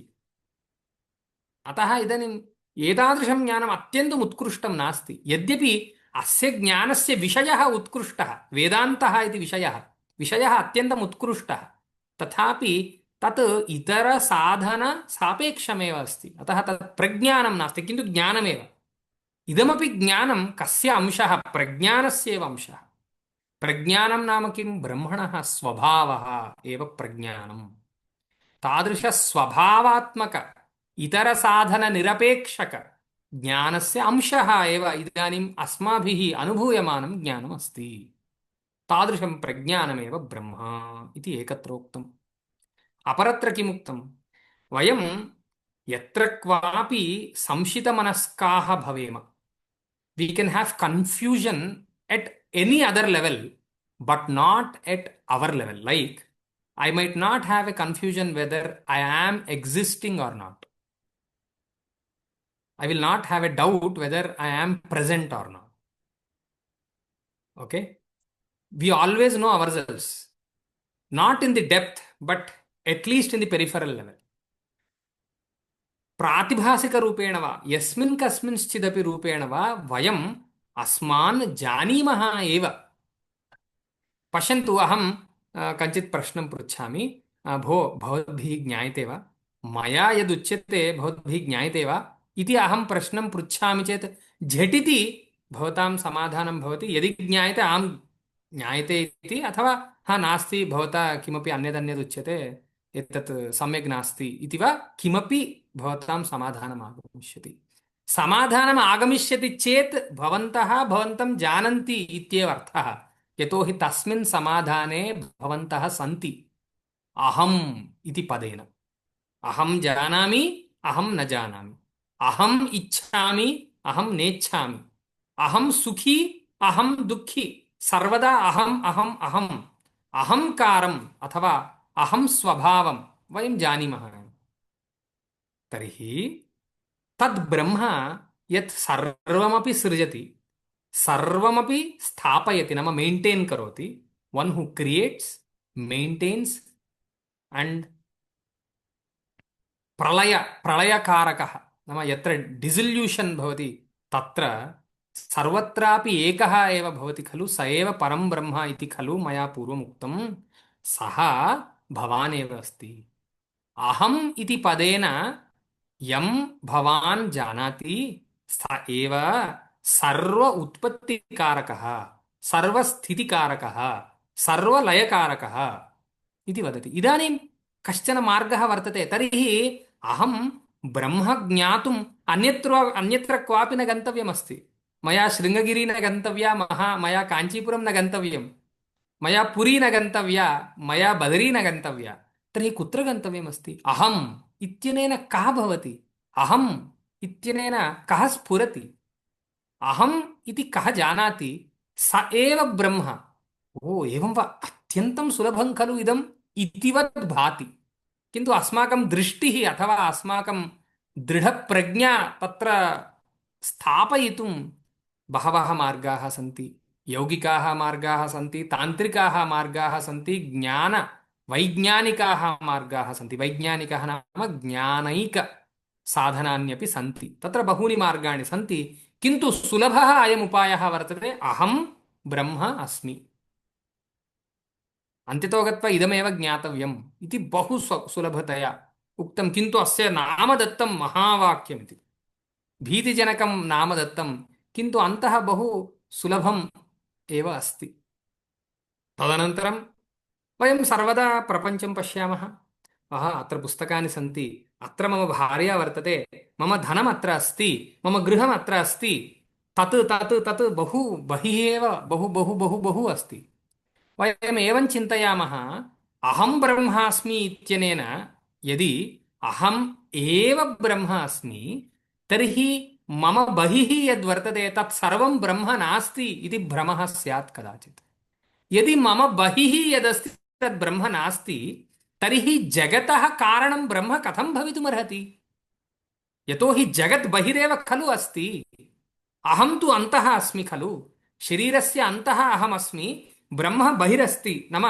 प्रपञ्चः बहिरस्ति जगत् बहिरस्ति तर्हि जगतः कारणं ब्रह्म नास्ति इति कदाचित् अस्माकं संशयः भ्रान्तिः स्यात् किन्तु तन्नास्ति भोः यः अन्तः तिष्ठति स एव बहिरपि वर्तते इति वक्तुं तत् त्वम् असि यत् जगत् यत् दृश्यं यद्यद् भवान् जानाति तत् सर्वमपि ब्रह्मैव यथा वा अहम् अथवा भवान् ब्रह्म अस्ति तथैव तत् अपि त्वमेव अस्ति दृश्यतया इन्द्रियैर्वा अनुमानेन वा येन केनापि प्रमाणेन वा भवान् बहिः यद्यद् जानाति तत् सर्वमपि भवान् एव अस्ति इत्यपि उक्तं तेन जगतः कारणं तदेकं सच्चिदानन्दं ब्रह्म इति उपस्थापितमस्ति एवमेव अयमात्मा ब्रह्म इति इतोपि सुदृढतया भवान् एव ब्रह्म अस्ति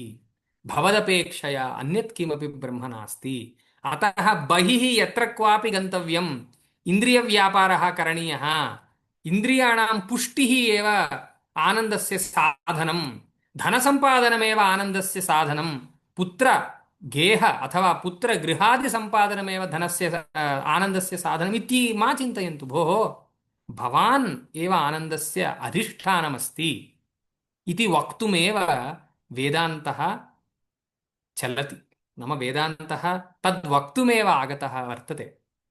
अस्माकं दृष्टिः तु तथा नास्ति खलु। लौकिकी दृष्टिः कथं वर्तते, आदौ बहु देहदार्ढ्यता अपेक्षिता, इन्द्रियपटुत्वम् अपेक्षितं, सम्यक् भोजनं करणीयं, तदनन्तरं धनसम्पादनार्थं विद्यालयः गन्तव्यः, तदनन्तरं सर्टिफिकेट् प्राप्तव्यं, तदनन्तरं विवाहः, तदनन्तरं पुत्रादिकं, तदनन्तरम् एतत् तत् तत् तत् तत् बहुत्र वयम् एतावत्पर्यन्तं परिश्रमं कृतवन्तः।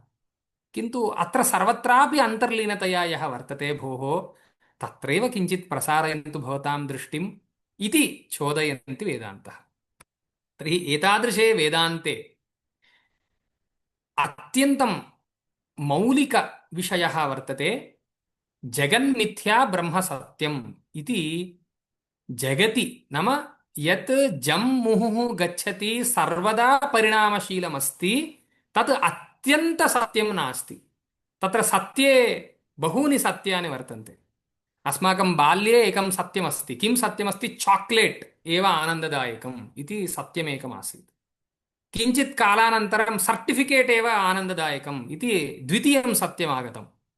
इतोप्यनन्तरं भार्या एव सत्यं, भर्ता एव सत्यम् इति आगतम्। तदनन्तरं पुत्रः एव सत्यं, कन्या एव सत्यम् इति आगतम्। इत्येवं रीत्या विभिन्नानि सत्यानि आगतानि, किन्तु तत् चिरस्थायि नास्ति, तात्कालिकानि एव इति अस्माभिः अवगतानि। तर्हि इदानीम् अस्माकं जगति मिथ्यात्वदृष्टिः, नाम जगत् अत्यन्तं सत्यम् इति भ्रान्तिर्मास्तु भोः। तत् सर्वदा चलति। पश्यन्तु, प्लानेट्स् अपि वयं यदा पश्यामः दूरात्, तेपि सर्वदा चलन्तः एव भवन्ति, स्थिरं न भवति। तर्हि स्थिरं किमस्ति? भवान् एकः स्थिरः वर्तते। सर्वं चलत्येव, भवान् एकाकी स्थिरः अस्ति इति चोदयितुं वेदान्तः प्रयत्नं करोति। इदानीम् अस्माकं पुनः लौकिकः कश्चन प्रश्नः स्यात्, भोः भवान् कथं वा जगत् मिथ्या इति वदति? तद् अत्यन्तम् अबद्धमस्ति खलु। जगत् मिथ्या अस्ति चेत् भवान् किमर्थम् अस्माकं पुरतः वर्तते? जगत् मिथ्या अस्ति चेत् इदं डिस्कोर्स् यद् वर्तते, इदं सम्भाषणं यदस्ति, इदमपि मिथ्या एव खलु इति चेत् आम्, मिथ्या एव। किन्तु तत्र मिथ्यायामपि ग्रेडेशन् वर्तते। अत्यन्तं मिथ्या इति एकं, किञ्चिदिव मिथ्या इति एकम्, अत्यन्तं सत्यम् इति एकं, किञ्चिदिव सत्यम् इति एकं भवति। यथा वा इदानीम् अस्माकं यः व्यवहारः वर्तते, व्यवहारः नाम ट्रान्साक्षन् इति वयं स्वीकर्तुं शक्नुमः। अस्माकं ट्रान्साक्षन् किमस्ति? अहं वक्ता अस्मि, भवन्तः श्रोतारः। इदम् अत्यन्तं सत्यं वा? न। यदि वयं ब्रह्मदृष्ट्या पश्यामः, ब्रह्मदृष्ट्या एकमेव सत्यं खलु। जगन्मिथ्या ब्रह्म सत्यं, ब्रह्म एकाकी सत्यं भवितुमर्हति। अहं यदा सूर्यनारायणः, एवं संस्कृत अकाडेमी, प्रसाद महोदयः, अनन्तलक्ष्मी महोदया इत्येवं रीत्या पश्यामि, तदा तद् अत्यन्तं सत्यं नास्ति। ब्रह्मापेक्षया सूर्यनारायणः सत्यम् इति वक्तुं न शक्यते, ब्रह्मापेक्षया संस्कृत अकाडेमी सत्यम् इति वक्तुं न शक्यते। किन्तु कुत्र सत्यं? वयं सर्वेपि, अस्माकं व्यवहारः कुत्र सत्यम् इति चेत् जागृतावस्थायाम् अस्माकं सत्यता वर्तते, व्यावहारिकदशायाम् अस्य सत्यता वर्तते। किन्तु परमात्मदृशी इदमपि मिथ्या एव भवितुमर्हति, अत्यन्तं सत्यं न भवति इति। अतः किमुक्तं? पारमार्थिकसत्ता इति एकस्य स्थापितं, तदेकस्येव भवति, तस्यैव नाम ब्रह्म इति। नकारान्तः नपुंसकलिङ्गः ब्रह्मन् शब्दः, ब्रह्म तस्यैव परं ब्रह्म, ईश्वरः, महेश्वरः, परमात्मा इत्येवं रीत्या बहूनि नामानि सन्ति। किन्तु सः ओङ्कारमात्रवाच्यः परं ब्रह्म वर्तते। ॐ इत्यनेन यः उच्यते स एव इत्युच्यते, तस्यैव पारमार्थिकी सत्ता, स एव सर्वत्र वर्तते वस्तुगत्या। किन्तु मायावशात् वयं सर्वेपि विभिन्नरीत्या पदार्थान् पश्यामः, तत्रापि वयं गच्छामः। प्रायशः मन्निकटे इतोपि 15 निमेषाः सन्ति, अहं मायापर्यन्तमपि गच्छामि। इदानीं यः व्यवहारः वर्तते तत्र व्यावहारिकी सत्ता इति तस्य नाम। व्यवहारार्थं यादृशसत्यता अपेक्षिता तादृशी सत्यता। अन्या अपि काचन सत्ता वर्तते, प्रातिभासिकी सत्ता। केवलं प्रतिभासते, एक्सिस्टेन्शियल् सत्ता इति वक्तुं शक्यते। प्रातिभासिकी नाम इल्यूजनरी इति वक्तुं शक्यते। तस्य उदाहरणं रज्जुसर्पभ्रान्तिः इति भवन्तः सर्वेपि प्रायशः जानन्ति। कश्चन भीरुः नाम धैर्यं नास्ति, कश्चन पुरुषः धैर्यं यस्य धीरः नास्ति, सर्वदा सः संशितमनाः अस्ति, सर्वदा तस्य संशयाः सन्ति। तादृशस्य पुरुषस्य कदाचित् रज्जुः नाम रोप्, दूरे रज्जुः दृष्टा, वस्तुगत्या तेन रज्जुः दृष्टा। रज्जोः यादृशी आकृतिः तादृशी एव, तत्सदृशी एव आकृतिः सर्पस्यापि वर्तते। रज्जौ यादृशी चकचकायमानता अथवा किञ्चित् ग्लो इति वयं वदामः खलु, तादृशी एव सर्पस्यापि भवति। अयं स्वभावतः तथा धीरः नास्ति, भीरुः वर्तते, तर्हि तादृशस्य काचन भ्रान्तिः उत्पद्यते, अयं सर्पः इति। नाम रज्जुं दृष्ट्वा तस्य भ्रान्तिः भवति, अयं सर्पः इति। अत्र सर्पः अस्ति वा? आम् अस्ति। कथमस्ति इति भवान् जानाति? अहं जानामि इत्यतः। पश्यन्तु, वस्तुगत्या यत्र सर्पः वर्तते तत्र यादृशः अनुभवः तादृशः एव अनुभवः अत्रापि भवति। वस्तुगत्या वयं सर्पं यत्र पश्यामः मार्गमध्ये, तत्र यादृश अनुभवः, अयं सर्पः इत्यनुभवः, तादृशः एव अनुभवः अत्राप्यस्ति। किन्तु अत्र पूर्वरङ्गः अन्यः, तत्र पूर्वरङ्गः अन्यः। यत्र वस्तुगत्या अहम् अरण्ये वा मार्गे वा सर्पं पश्यामि, तत्र व्यावहारिकी सत्ता सर्पस्य भवति, अत्र तावत् प्रातिभासिकी सत्ता वस्तुगत्या नास्ति, मया प्रकल्पितम् इति। ब्रह्मदृशी नाम यस्य ब्रह्मज्ञानमस्ति, यः मोक्षदशायामस्ति, तस्य कृते अस्माकम् अनुभवः अपि प्रातिभासिकी एव। अस्माकं कः अनुभवः? अहं सूर्यनारायणः अस्मि, अहं संस्कृत अकाडेमी इत्यत्र किञ्चित् भाषणं करोमि इति खलु मम इदानीं व्यवहारः, मम अभिप्रायः। ब्रह्मदृशी तथा किमपि नास्ति। बहवः पदार्थाः एव न सन्ति खलु, नेह नानास्ति किञ्चन। तर्हि तद्दृष्ट्या इदं सम्भाषणं प्रातिभासिकमेव भवति। यथा वा अस्माकं दृष्ट्या रज्जुं दृष्ट्वा सर्पः इति यदा अनुभवः, तदा अयं सत्यः नास्ति, अयं भ्रान्तः वर्तते इति यथा वा व्यवहारः, तथैव तस्यापि व्यवहारः भवति। अतः वेदान्त किं विचारे एवं रीत्या त्रिविध सत्ता अङ्गीकृता। अस्य उदाहरणं वयं बहुवारं जानीमः एव। यः युवकः वर्तते, चिन्तयन्तु अयं कश्चन क्रीडाकारः इति चिन्तयन्तु। कश्चन वृद्धः वर्तते, सोऽपि क्रीडाकारः एव, कोच् इति चिन्तयन्तु, अथवा वृद्धः क्रीडाकारः इति चिन्तयन्तु। अयं युवकः क्रीडाकारः यद्यत् वस्तुगत्या वास्तविकम् इति चिन्तयति, तत्सर्वं वृद्धदृशी तथा वास्तवं नास्ति, तत् विपरिणामशीलमेव। इट् is चेञ्जबल्। whatever is thought to be unchangeable truth, eternal truth by the young player, it might not be the case for the older senior player. Okay, एतद् वयं बहुवारं पश्यामः खलु। यः इदानीमेव वृत्तौ प्रविष्टः, नाम कार्ये प्रविष्टः, तस्य यादृशी मनस्थितिः भवति। यः निवृत्तः, ततः बहिरागतः, तस्य मनस्थितिः अन्यादृशी भवति खलु। तथैव वेदान्तदृष्टौ अस्माकं व्यवहारः अपि अत्यन्तं सत्यः इति नास्ति। तर्हि अवश्यं तत्र अंशद्वयं भवति। यः सत्यम् अनुभवति, who is experiencing the eternal truth, यः सत्यं न अनुभवति, सत्यं जानाति तत् सत्यम् इति जानाति किन्तु तावत्पर्यन्तं न गतः, अथवा कश्चन सत्यं किम् इति न जानाति, एवं सत्यपर्यन्तं न गतः, तादृशः अपि भवितुम् अर्हति। ते सर्वेपि यः सत्यं नानुभवन्ति, who are not experiencing the eternal truth, are called as samsari, samsarati इति samsari। हिंदी भाषायां जो भटक गया है बोलते हैं ना, who is confused and who is wandering here and there, he is called as the samsari, samsarati इति samsari। तर्हि कः मुक्तः? आनंदात्मक ब्रह्म अवाप्तिः यस्य भवति स एव मुक्तः। आनंदात्मक ब्रह्म अवाप्तिरेव मोक्षः। तर्हि इदमेव भवतां लक्ष्यं भवतु इति अस्माकं वेदान्तिनः व्यासादयः महानुभावाः वदन्ति। भोः, आनन्दं यद्वर्तते सत् चित् आनन्दम् इति ब्रह्मणः स्वरूपलक्षणम् इति वदन्ति। तर्हि आनन्दः यः वर्तते, ब्रह्म आनन्दात्मकः, आनन्दापेक्षया अन्यत् किमपि ब्रह्म नास्ति। आनन्दः नाम सुखम् इति मा चिन्तयन्तु।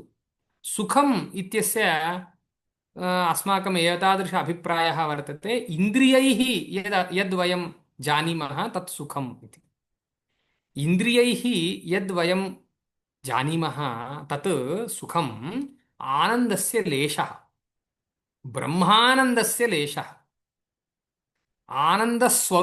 स्वरूप आनन्दः अन्यः, ऐन्द्रियकः आनन्दः अन्यः।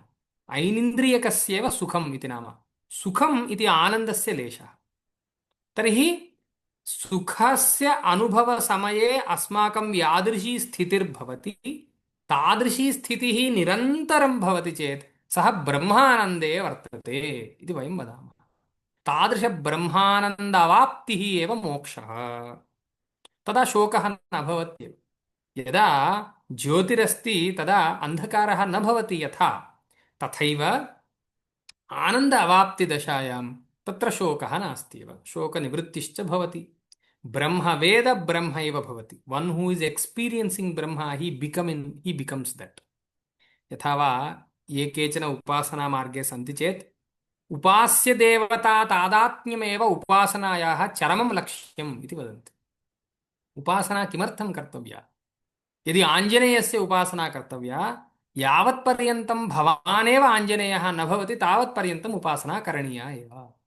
यावत्पर्यन्तं भवती सरस्वती न भवति तावत्पर्यन्तम् उपासना करणीया। तथैव अत्र सर्वदा ब्रह्म अनुभवः यावत्पर्यन्तं न भवति तावत्पर्यन्तं परिश्रमः करणीयः एव। अस्माकम् एकमेव जन्म इत्यपि नास्ति खलु। वयं सर्वेपि कर्मसिद्धान्तावलम्बिनः। अतः अवकाशः अस्ति, महान् अवकाशः अस्ति। किन्तु इदानीं प्रारम्भः क्रियते चेत् अग्रे किञ्चित् अग्रिमजन्मनि किञ्चित् अग्रे गन्तुं शक्यते। तत्र अवकाशः इतोपि अस्ति इति एकं तेन आलस्यं मास्तु इति। इतोपि समयः अस्ति, चिन्तयामः, कुर्मः इति मास्तु। इदानीमेव विचारणम् अपेक्षितं, करणीयमिति अस्माकं पूर्वजानां तत्र चिन्तनं वर्तते। एवं रीत्या तत्र वेदान्तस्य दृष्टिः या वर्तते सा अत्यन्तं नूतना एव अस्ति। यतोहि अस्माकं समस्याः, अस्माकं संशयाः, अस्माकं क्लेशाः अत्यन्तं नूतनाः। यदा यदा समस्याः नूतनाः आगमिष्यन्ति तदा समाधानान्यपि नूतनतया अपेक्षितान्येव। तर्हि तादृशनूतनसमाधानस्य मूलम् एव वेदान्तः इति वक्तुं शक्यते। अहं तर्हि एकं किञ्चिदेव उक्त्वा अत्र विरमामि। तर्हि तत्र तत्त्वज्ञानं नाम किं? नाम इदानीं भ्रमः नाम कः इति किञ्चिदिव ज्ञातम् अस्माभिः। तर्हि तत्त्वज्ञानं नाम किं? लौकिकपरिभाषायां पश्यन्तु, हौ टु ग्रो प्लांट्स् इति एकं पुस्तकमस्ति। How to grow some exotic प्लांट्स् इति चिन्तयन्तु।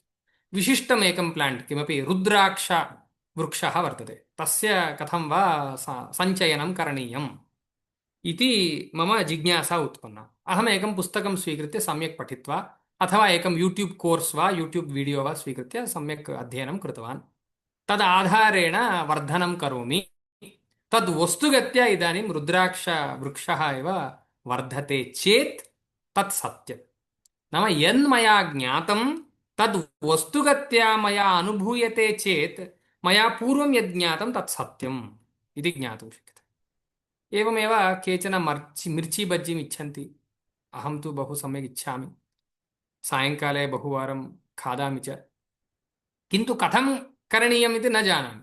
तदर्थम् अहं कदाचित् घुमघुमलु इति कार्यक्रमं वा किमपि वा दृष्ट्वा अथवा किमपि रेसिपी दृष्ट्वा तस्य पाकं करोमि चेत् इदानीं तद् रेसिपी वा तद् यूट्यूब् वीडियो वा सत्यं भवति खलु। एवमेव खलु, यावत्पर्यन्तं तद् अनुभवे नागमिष्यति तावत्पर्यन्तं तत् सत्यं नास्ति।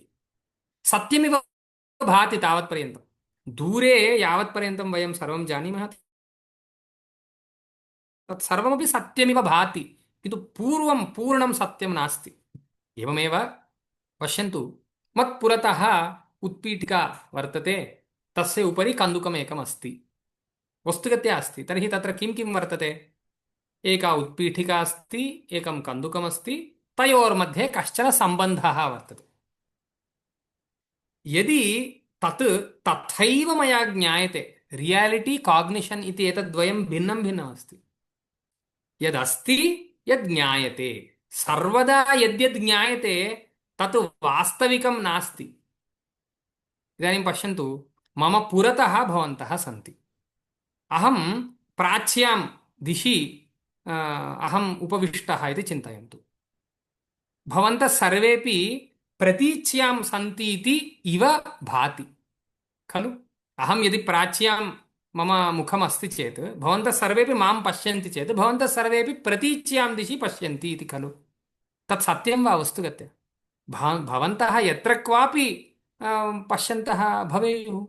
भवन्तः दक्षिणायां दिशि वा उत्तरस्यां दिशि वा कुत्रापि भवन्तः पश्यन्तः भवेयुः।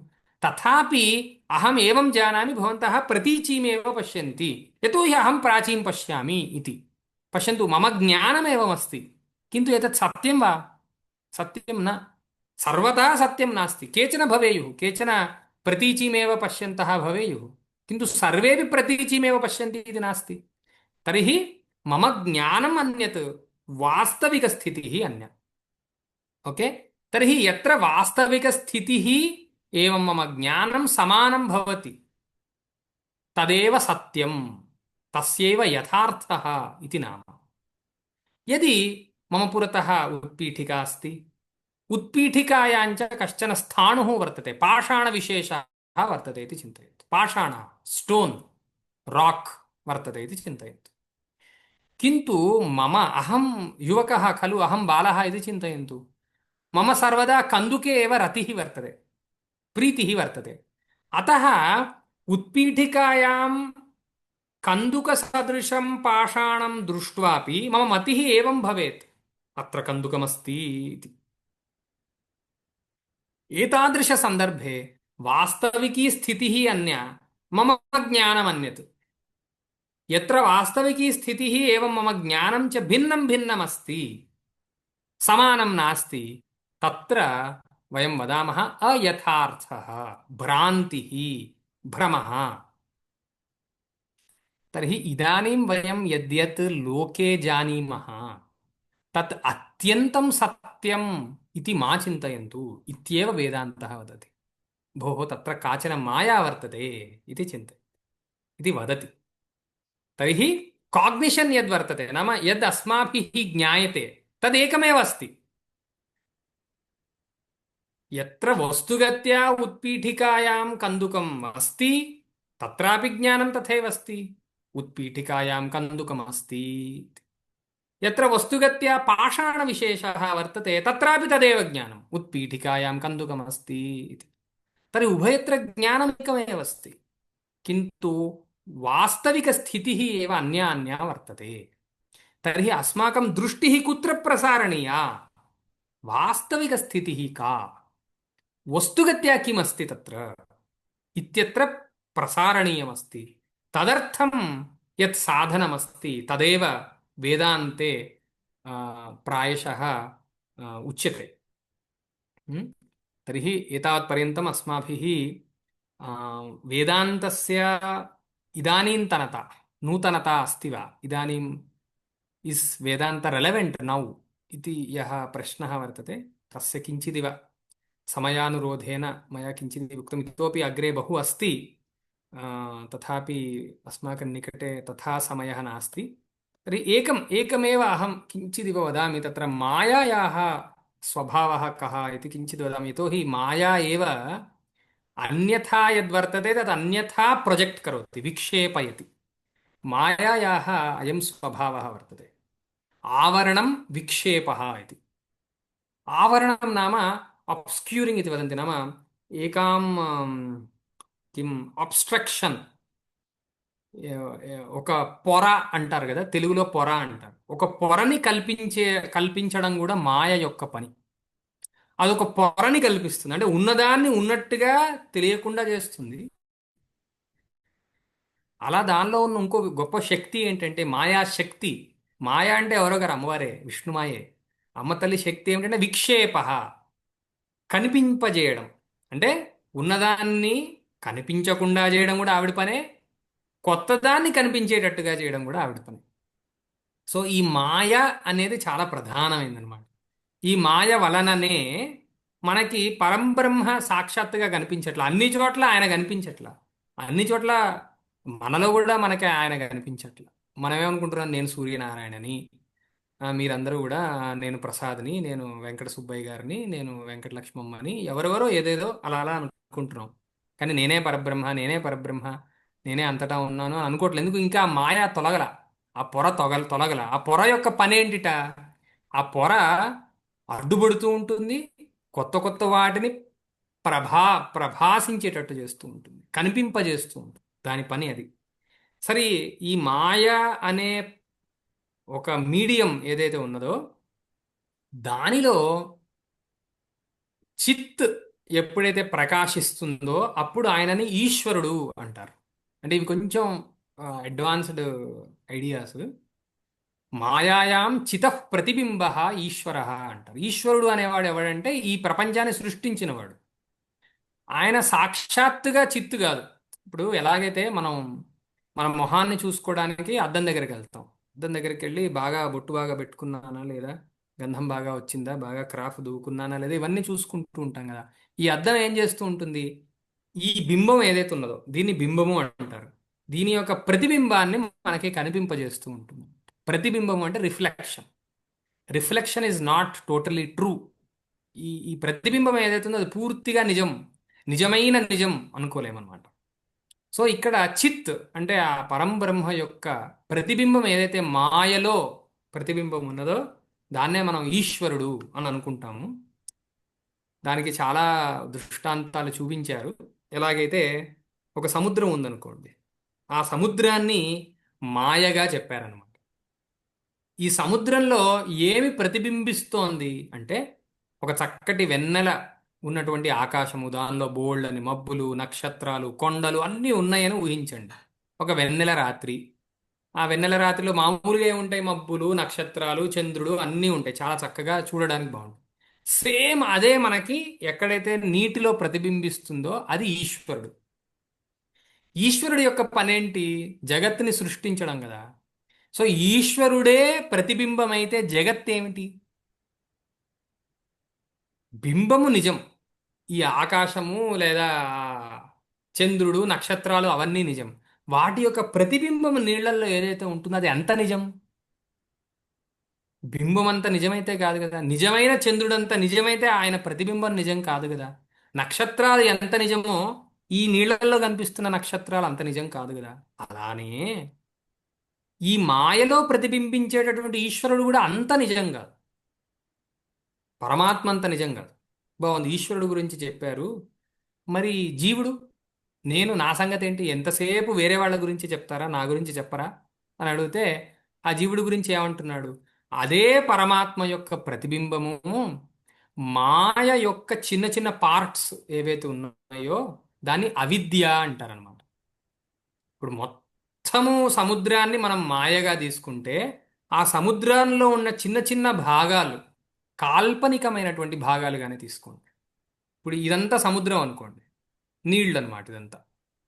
ఈ సముద్రంలో నేను కొన్ని కాల్పనికమైన భాగాల్ని తయారు చేశాను, చిన్న చిన్న బాక్సులు. ఈ చిన్న చిన్న బాక్స్లో ఎంత రిఫ్లెక్ట్ అవుతోంది, ఎంత రిఫ్లెక్ట్ అవ్వగలదో అంతే. సముద్రంలో రిఫ్లెక్ట్ అయిందంతా చిన్న బాక్స్లో రిఫ్లెక్ట్ అవ్వదు, కొంత భాగమే రిఫ్లెక్ట్ అవుతుంది. ఆ చిన్న భాగం ఏదైతే ఉన్నదో ఆ చిన్న భాగమే మనం అవిద్య అంటాం అన్నమాట.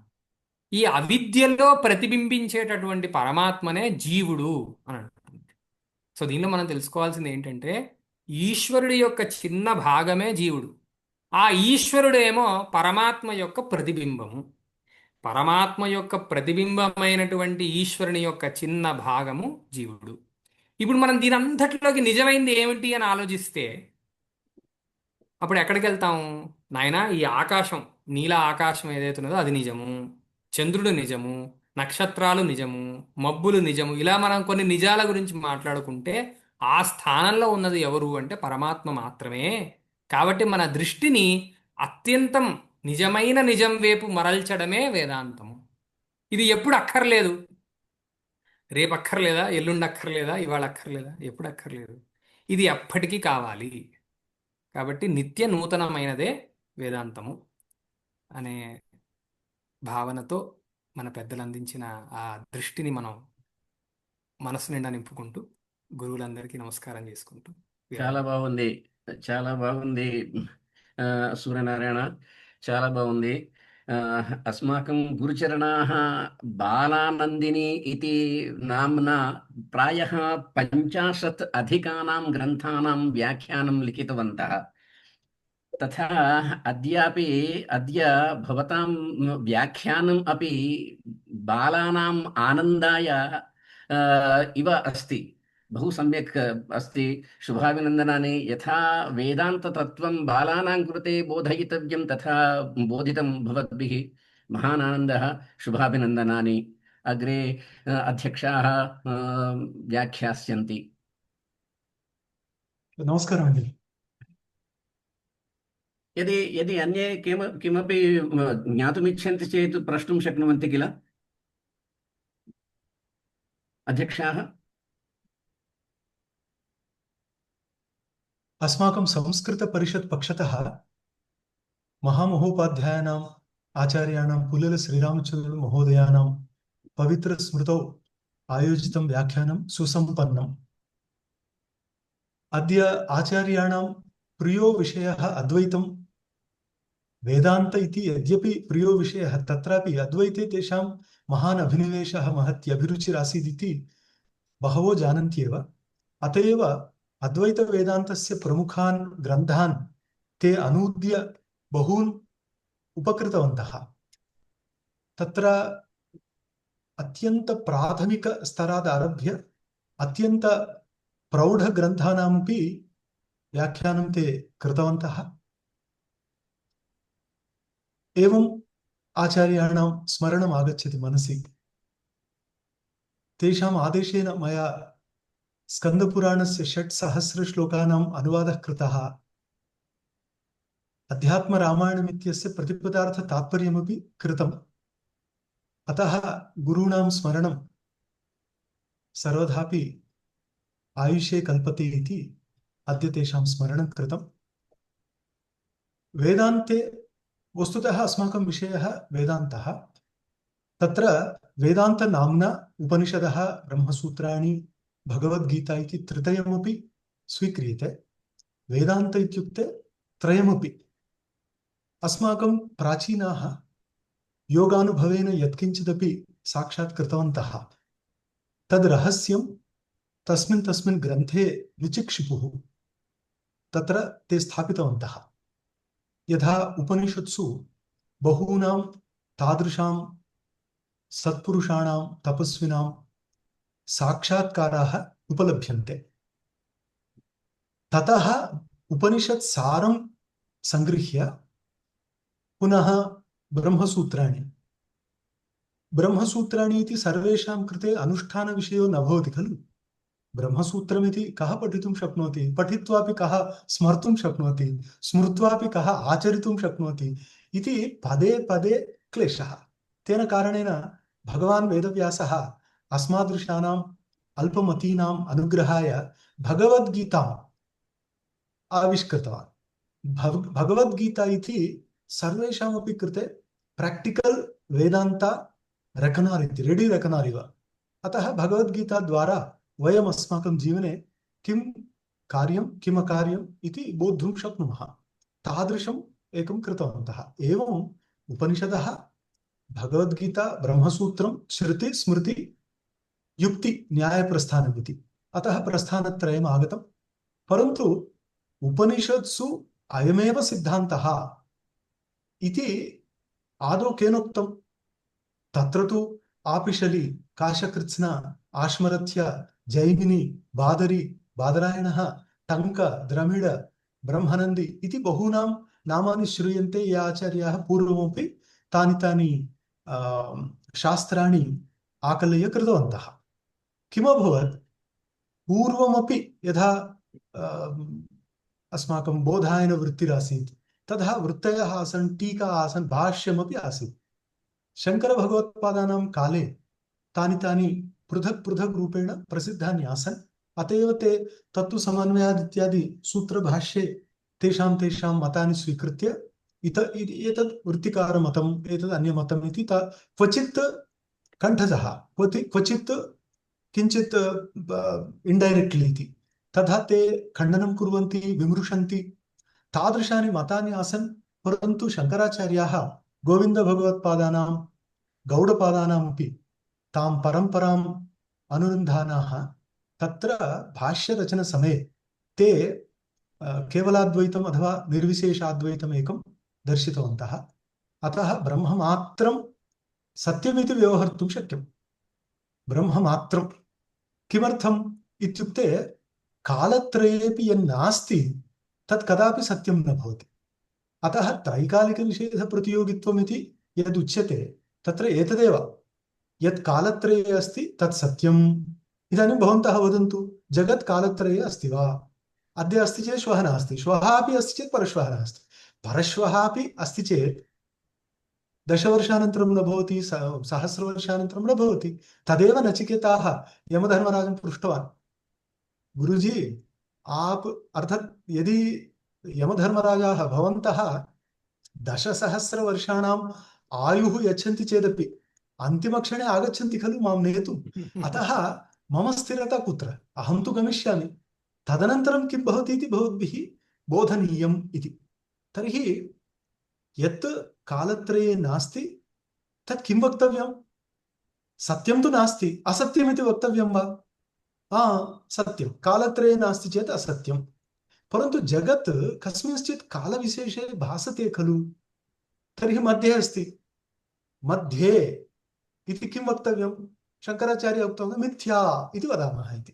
तर्हि मध्ये यदस्ति तत् मिथ्या इति अभवत्। अस्तु, तर्हि सम्यक् एकं नवीनं परन्तु प्राचीन सिद्धान्तानुसारि किञ्चित् आविष्कृत्य शङ्कराचार्याः अस्माकम् उपनिषत्तत्त्वं, भगवद्गीतातत्त्वं, ब्रह्मसूत्रतत्त्वमपि संरक्षन्तः ग्रन्थान् प्रकटितवन्तः। तदनन्तरं किञ्चित् कालानन्तरं भास्कराचार्यसदृशाः यादवप्रकाशादयः आगताः, तदनन्तरं भगवद् रामानुजाः आगताः। ते सर्वेपि प्रस्थानत्रयमिति एतदेव स्वीकृत्य शङ्कराचार्यमतं समीचीनं वा, उपनिषदनुसारम् अस्ति न वा, सूत्रानुसारम् अस्ति न वा, भगवद्गीतानुसारम् अस्ति न वा, सूत्रम् एकत्र नयति भाष्यम् अन्यत्र नयति चेत् गतमेव इति ते सम्यक् परिशील्य ग्रन्थान् तेपि रचितवन्तः। तदनन्तरं द्वैतसम्प्रदायः इति माध्वसम्प्रदायः आगतः भगवद् रामानुज अनन्तरं। किञ्चित् तत् तादृशमेव, किञ्चित् विलक्षणमपि। तदनन्तरं वल्लभाचार्याणां, तदनन्तरं पुनः केचन न स्वीकुर्वन्ति, निम्बार्काः द्वापरयुगस्य इति वदन्ति, परन्तु निम्बार्कसम्प्रदायः आगतः। वल्लभाचार्याणां काले एव कृष्णचैतन्यसम्प्रदायः आगतः, भिक्षवः उक्तवन्तः, तथा तानि तानि भाष्याणि ते सम्प्रदायाः आगताः इति महान् कश्चन वेदान्तसम्प्रदायः। अस्य वेदान्तसम्प्रदायस्य प्रासङ्गिकता का इत्युक्ते, वस्तुतः यथा व्याख्याने उक्तम्, अस्माकं दृष्टिः इत्येव अस्माकं जीवनं निश्चिनोति। अस्माकं जीवनं किम् इत्युक्ते या दृष्टिः तदस्माकं जीवनम्। अत एव त्रीणि ज्योतींषि पुरुषः इति वै देवलो ब्रवीत् इति स्मृतिषु श्रूयते यत् एकः मनुष्यः इत्युक्ते तस्य दृष्टिरेव। अतः एकां विलक्षणां दृष्टिं प्रापयितुं शास्त्रमागतं। तत्रापि का दृष्टिः साधीयसि इति प्रश्ने अन्या दृष्टिः कथं वा दुष्टा, सा दृष्टिः, परन्तु तत्र दृष्टौ दृष्टिः अर्थात् दोषः इति कारणेन सा दृष्टिः कथम् अग्राह्या, अन्या दृष्टिः कथम् आत्मसात् कर्तव्या इति आचार्याः स्वग्रन्थेषु दर्शितवन्तः। यदि वयम् एतादृश वेदान्त सम्प्रदायान् जानीमः, तेषां ग्रन्थान् अवगच्छामः, तर्हि अस्माकमपि स्वयं काचन दृष्टिर्भवति। सा दृष्टिः यदि सम्प्रदायशुद्धा तर्हि सः रक्षितः, तस्य जीवनं सार्थकम्। असम्प्रदायवित् सर्वशास्त्रविदपि मूर्खवदुपेक्षणीयः इति शङ्कराचार्याणां भाष्ये अस्ति। अतः सः महान् पण्डितः सम्प्रदायं न जानाति। कोऽयं सम्प्रदायः इत्युक्ते गुरुपरम्परारूपेण गुरोः सकाशात् शिष्यं प्रति, ततः तस्य शिष्यं प्रति यदि सा विद्या गच्छति तर्हि सः सम्प्रदायः। तर्हि इदानीं केचन पृच्छेयुः, भगवद् रमणमहर्षीणां कः सम्प्रदायः? यतः तेषां गुरुः कः? स पूर्वेषामपि गुरुः कालेन अनवच्छेदात् इति योगसूत्रे श्रूयते खलु। सः ईश्वरः पूर्वेषामपि गुरुः। अहं वदामि मम गुरुः अयं मानवः, तस्य गुरुः अपरः मानवः, तस्य गुरुः अपरः मानवः, परन्तु एतेषां सर्वेषामपि मानवानां बुद्धिं प्रविश्य योऽन्तः प्रविश्य मम वाचमिमां प्रसुप्तां सञ्जीवयति इति वदामः। तथा मम बुद्धिं प्रविश्य कः प्रचोदयति, कः मम बुद्धिं वाचं प्रचोदयति? सः ईश्वरः। सः सर्वेषां बुद्धौ स्थित्वा तस्मिन् मार्गे योजयति।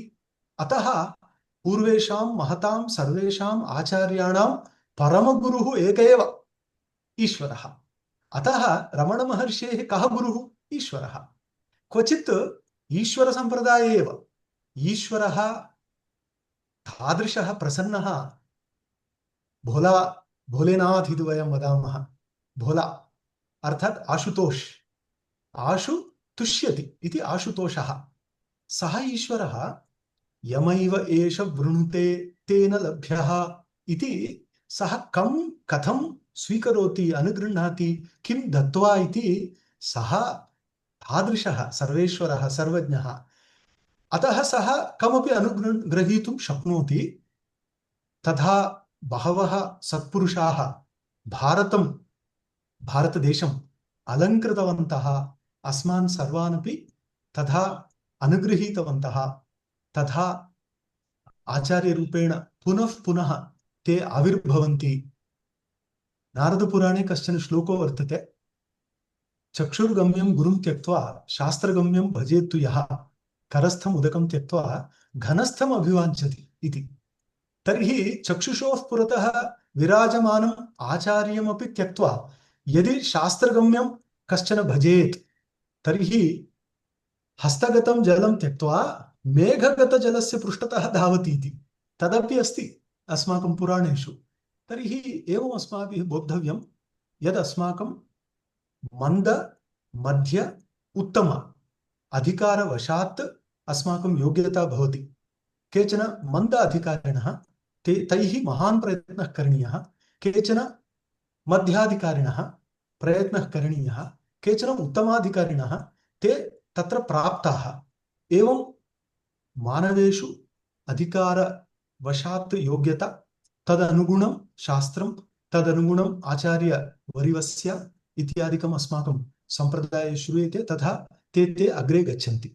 परन्तु यथा पीपीटी मध्ये व्याख्याने दर्शितम्, एकं मनसि स्थापनीयं यत् वेदान्तः इति डिग्री कृते, सर्टिफिकेट कृते, गोल्ड मेडल कृते, जॉब कृते अवार्ड् कृते भवति चेत् ततोपि दुःखतरं नास्ति।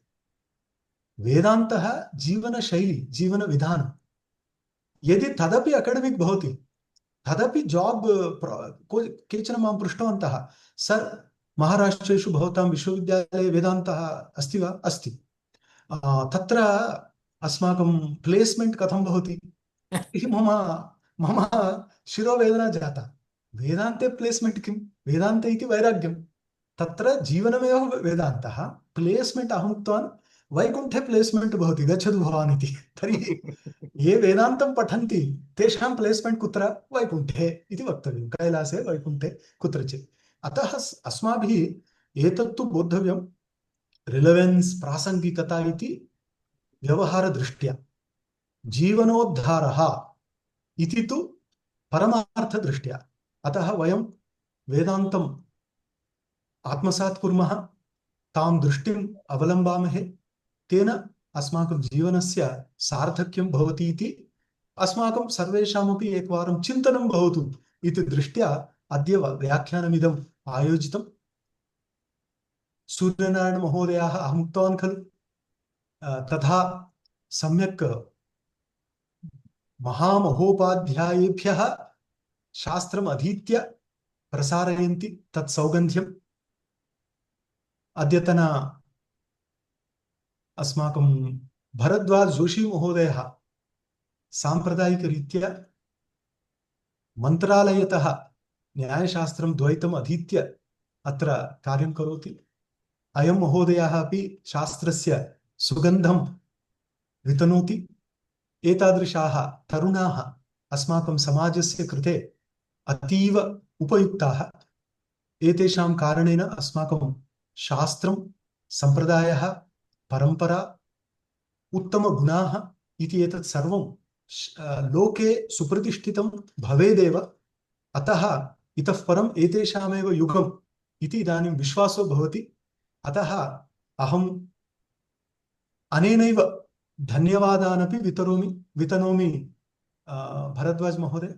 अहम् एतेनैव धन्यवादानपि ज्ञापयामि।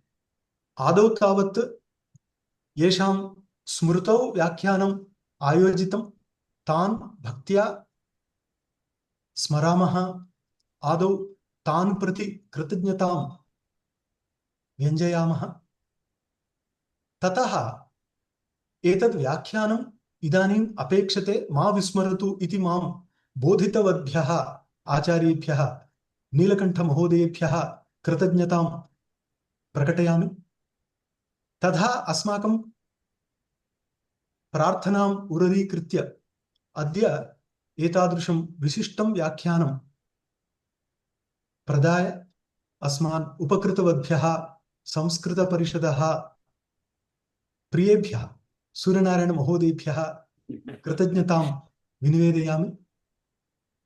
अस्मिन् कार्यक्रमे भवन्तः सर्वेपि महता प्रेम्णा, गुरून् प्रति प्रेम्णा, शास्त्रं प्रति प्रेम्णा, संस्कृतपरिषदं प्रति प्रेम्णा, अस्मान् प्रति प्रेम्णा, अभिमानेन च भवन्तः उपस्थिताः, सार्धैकहोरात्मककालम् उत्तमकार्ये विनियोजितवन्तः इति भवद्भ्यः धन्यवादाः। तथा एतं कार्यक्रमं चालितवते आयुष्मते डॉक्टर भरद्वाज जोशी महोदयाय मम धन्यवादाः, आत्मनेपि धन्यवादाः इति। हरिः ओम्। सहनावतु सहनौ भुनक्तु सह वीर्यङ्करवावहै तेजस्विनावधीतमस्तु मा विद्विषावहै। ॐ शान्ति शान्ति शान्तिः। शुभमस्तु। ధన్యవాదాలు